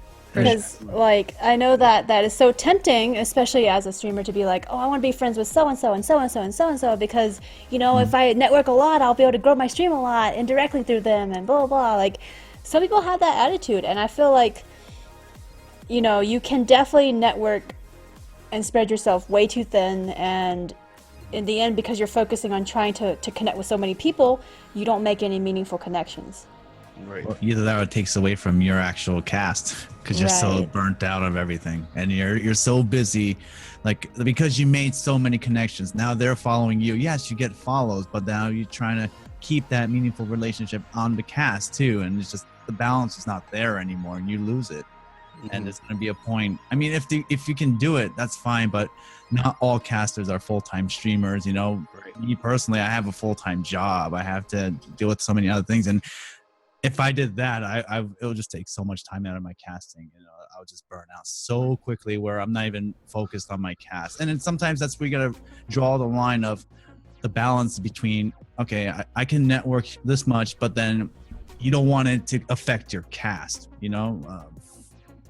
yeah, sometimes it just networking itself. It's a lot of work. People don't realize, even if it's the interaction, because you have to know, you want to get to know that person. So you want to, you're trying to get to know them and what their community is like. So it's almost like kind of studying. And when you're studying something, you do get tired after a while. And when you have to go cast, and that's fine, you do your cast, but then afterwards, if you have to continue doing your studies, now multiply by that like 5 or 6, 7 days and multiply by weeks, there's going to be a point where you can't keep up with what that energy that you had before. There's going to be a point where you have to take a break, whether that be a day or two.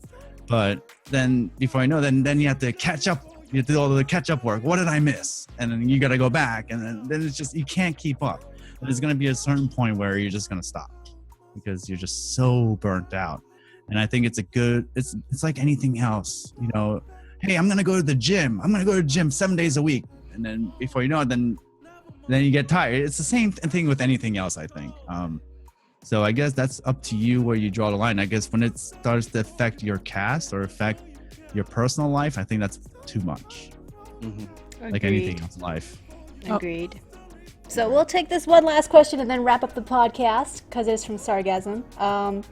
Can you guys talk about networking you could do outside of what you yourselves already do? I.e. getting shoutouts from product sponsors, game devs or companies, or other people using emotes or BTTV global emotes in other streams, or anything else that someone else does that has you or your stream attached to it.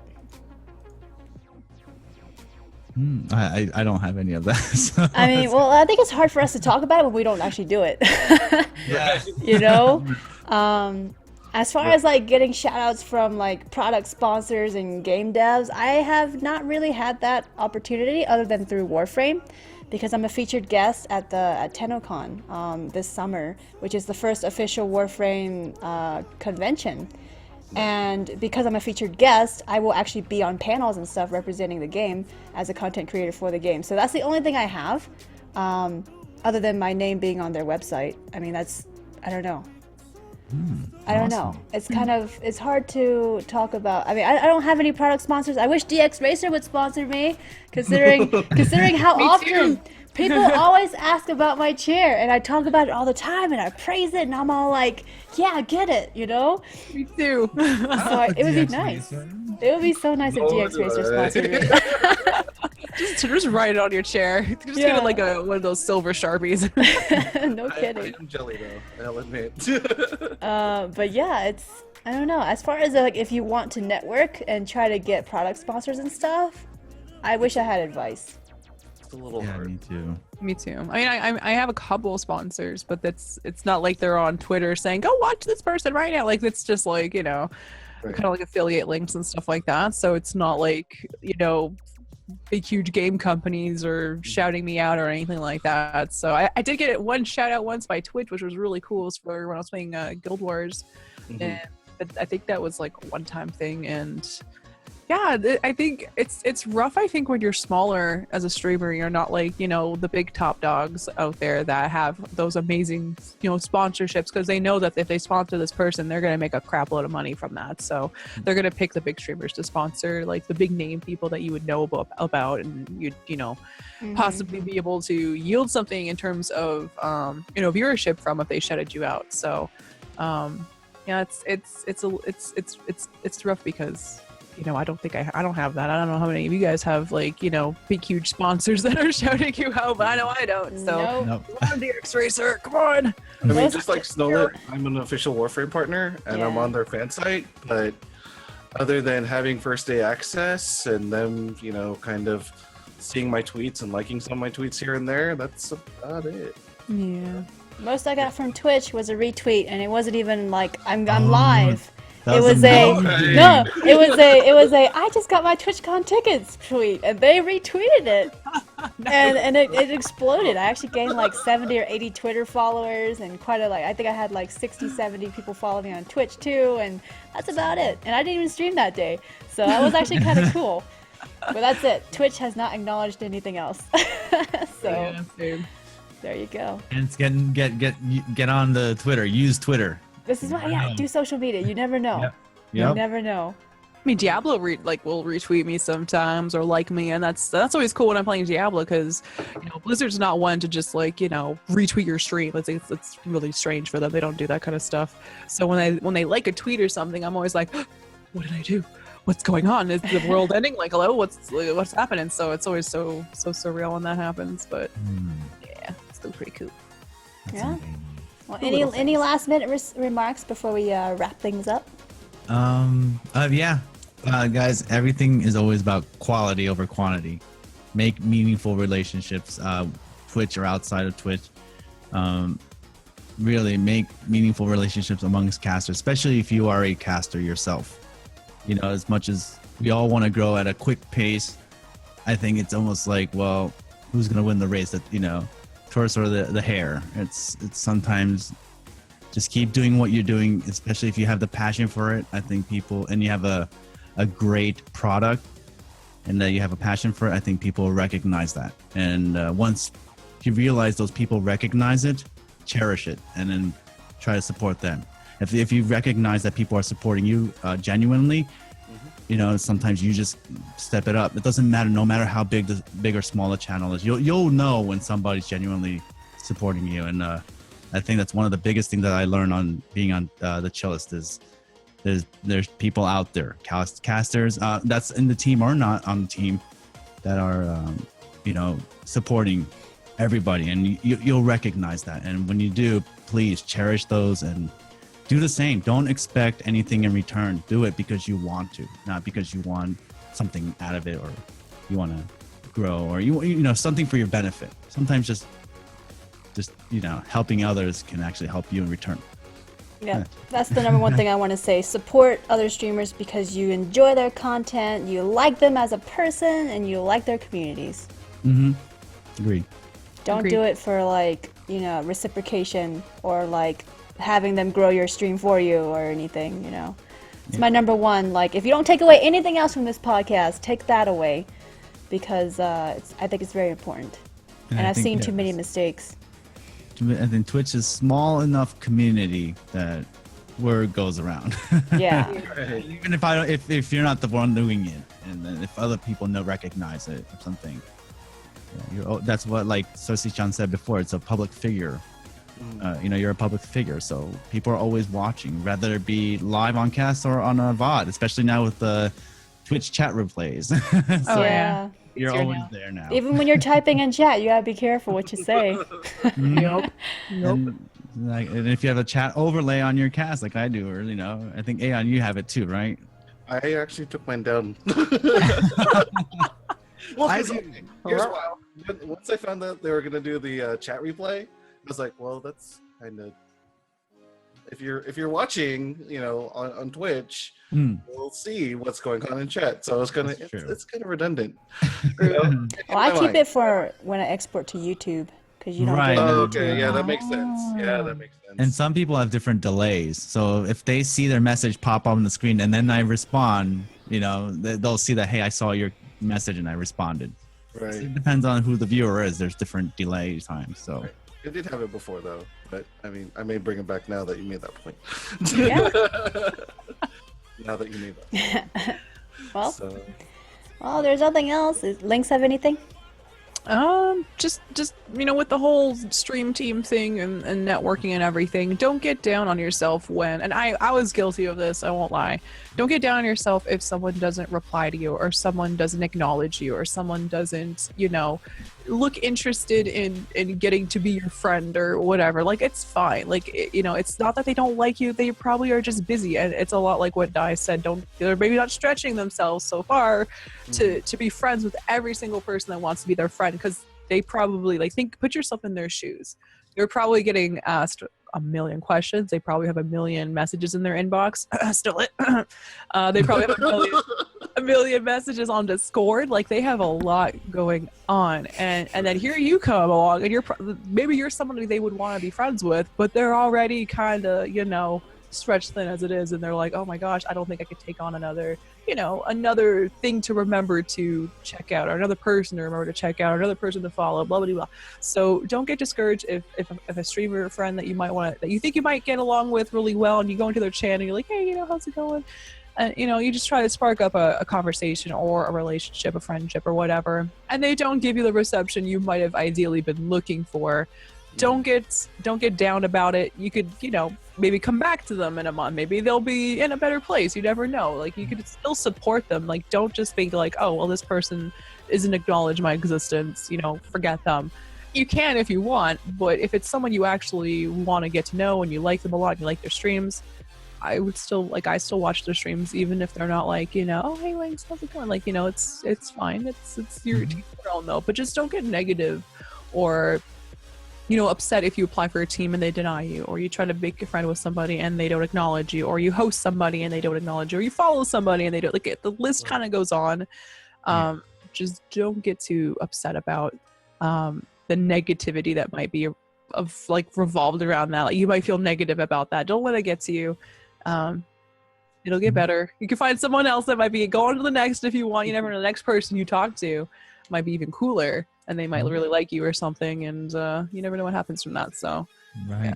Agreed. Especially negativity. Yeah, watch out for that. That's negativity reeks out, and it's scary. It's a very scary route. Just be careful with that. I mean, we don't want to promote negativity just as much as anybody else. So, Right.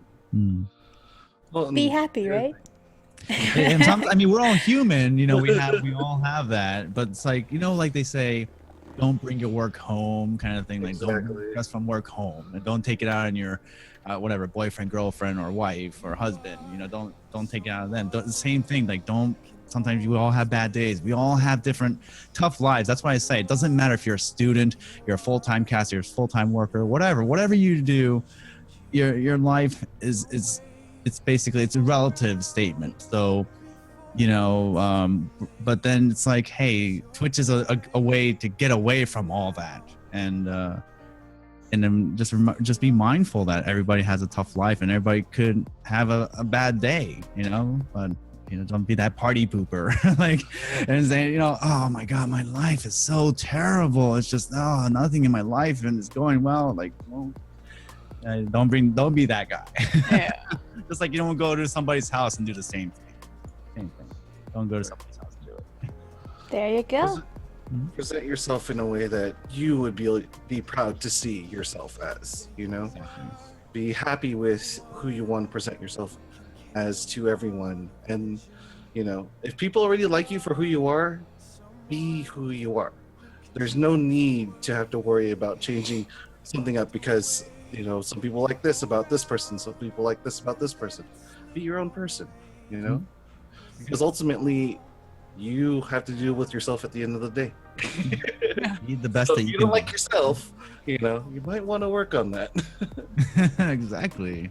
I always say that, even with with my girlfriend, it's the same thing. It's like be the best that you can be, so we can all be the best that we can be. Exactly. So we're gonna have bumps on the road. It's gonna happen. You can't avoid that, But what is that? Cersei-chan, the daruma, right? The daruma. Yeah. The Japanese toy, and then when you tilt it, it falls, but it comes right back up. And you can just be like that. We're gonna keep falling, but then you just keep getting up and just keep going. Be that. Yeah. Well, there you go. This wraps up then our episode of the Chillest podcast. So huge love to everybody who tuned in today, everybody who contributed to the discussion, all the awesome questions. I hope you guys enjoyed this and that this was helpful to a lot of you guys. If you have any other further questions and stuff, feel free to ask us post stream, at the chat, because some of us will probably hang out for a little bit before we actually book it. But in any case, if you want to know who we were, again, !podcast in chat, it'll actually pull up all of our links, and you can actually follow all of us. But make sure you also follow everybody on the team, not just us. There's a total of 15 people right now on the team, so please do follow everybody, support everybody. If you enjoyed us and you enjoyed our discussions, our personalities, you will definitely enjoy the rest of the team, because we are all like-minded people, and we have the same personalities and the same kind of just communities in general. So please do check that out. Otherwise, thank you all for watching, and take care. This is where we all wave. Ah, love. There you go. Good night, guys. Take care. And thank you all so much for the amazing support.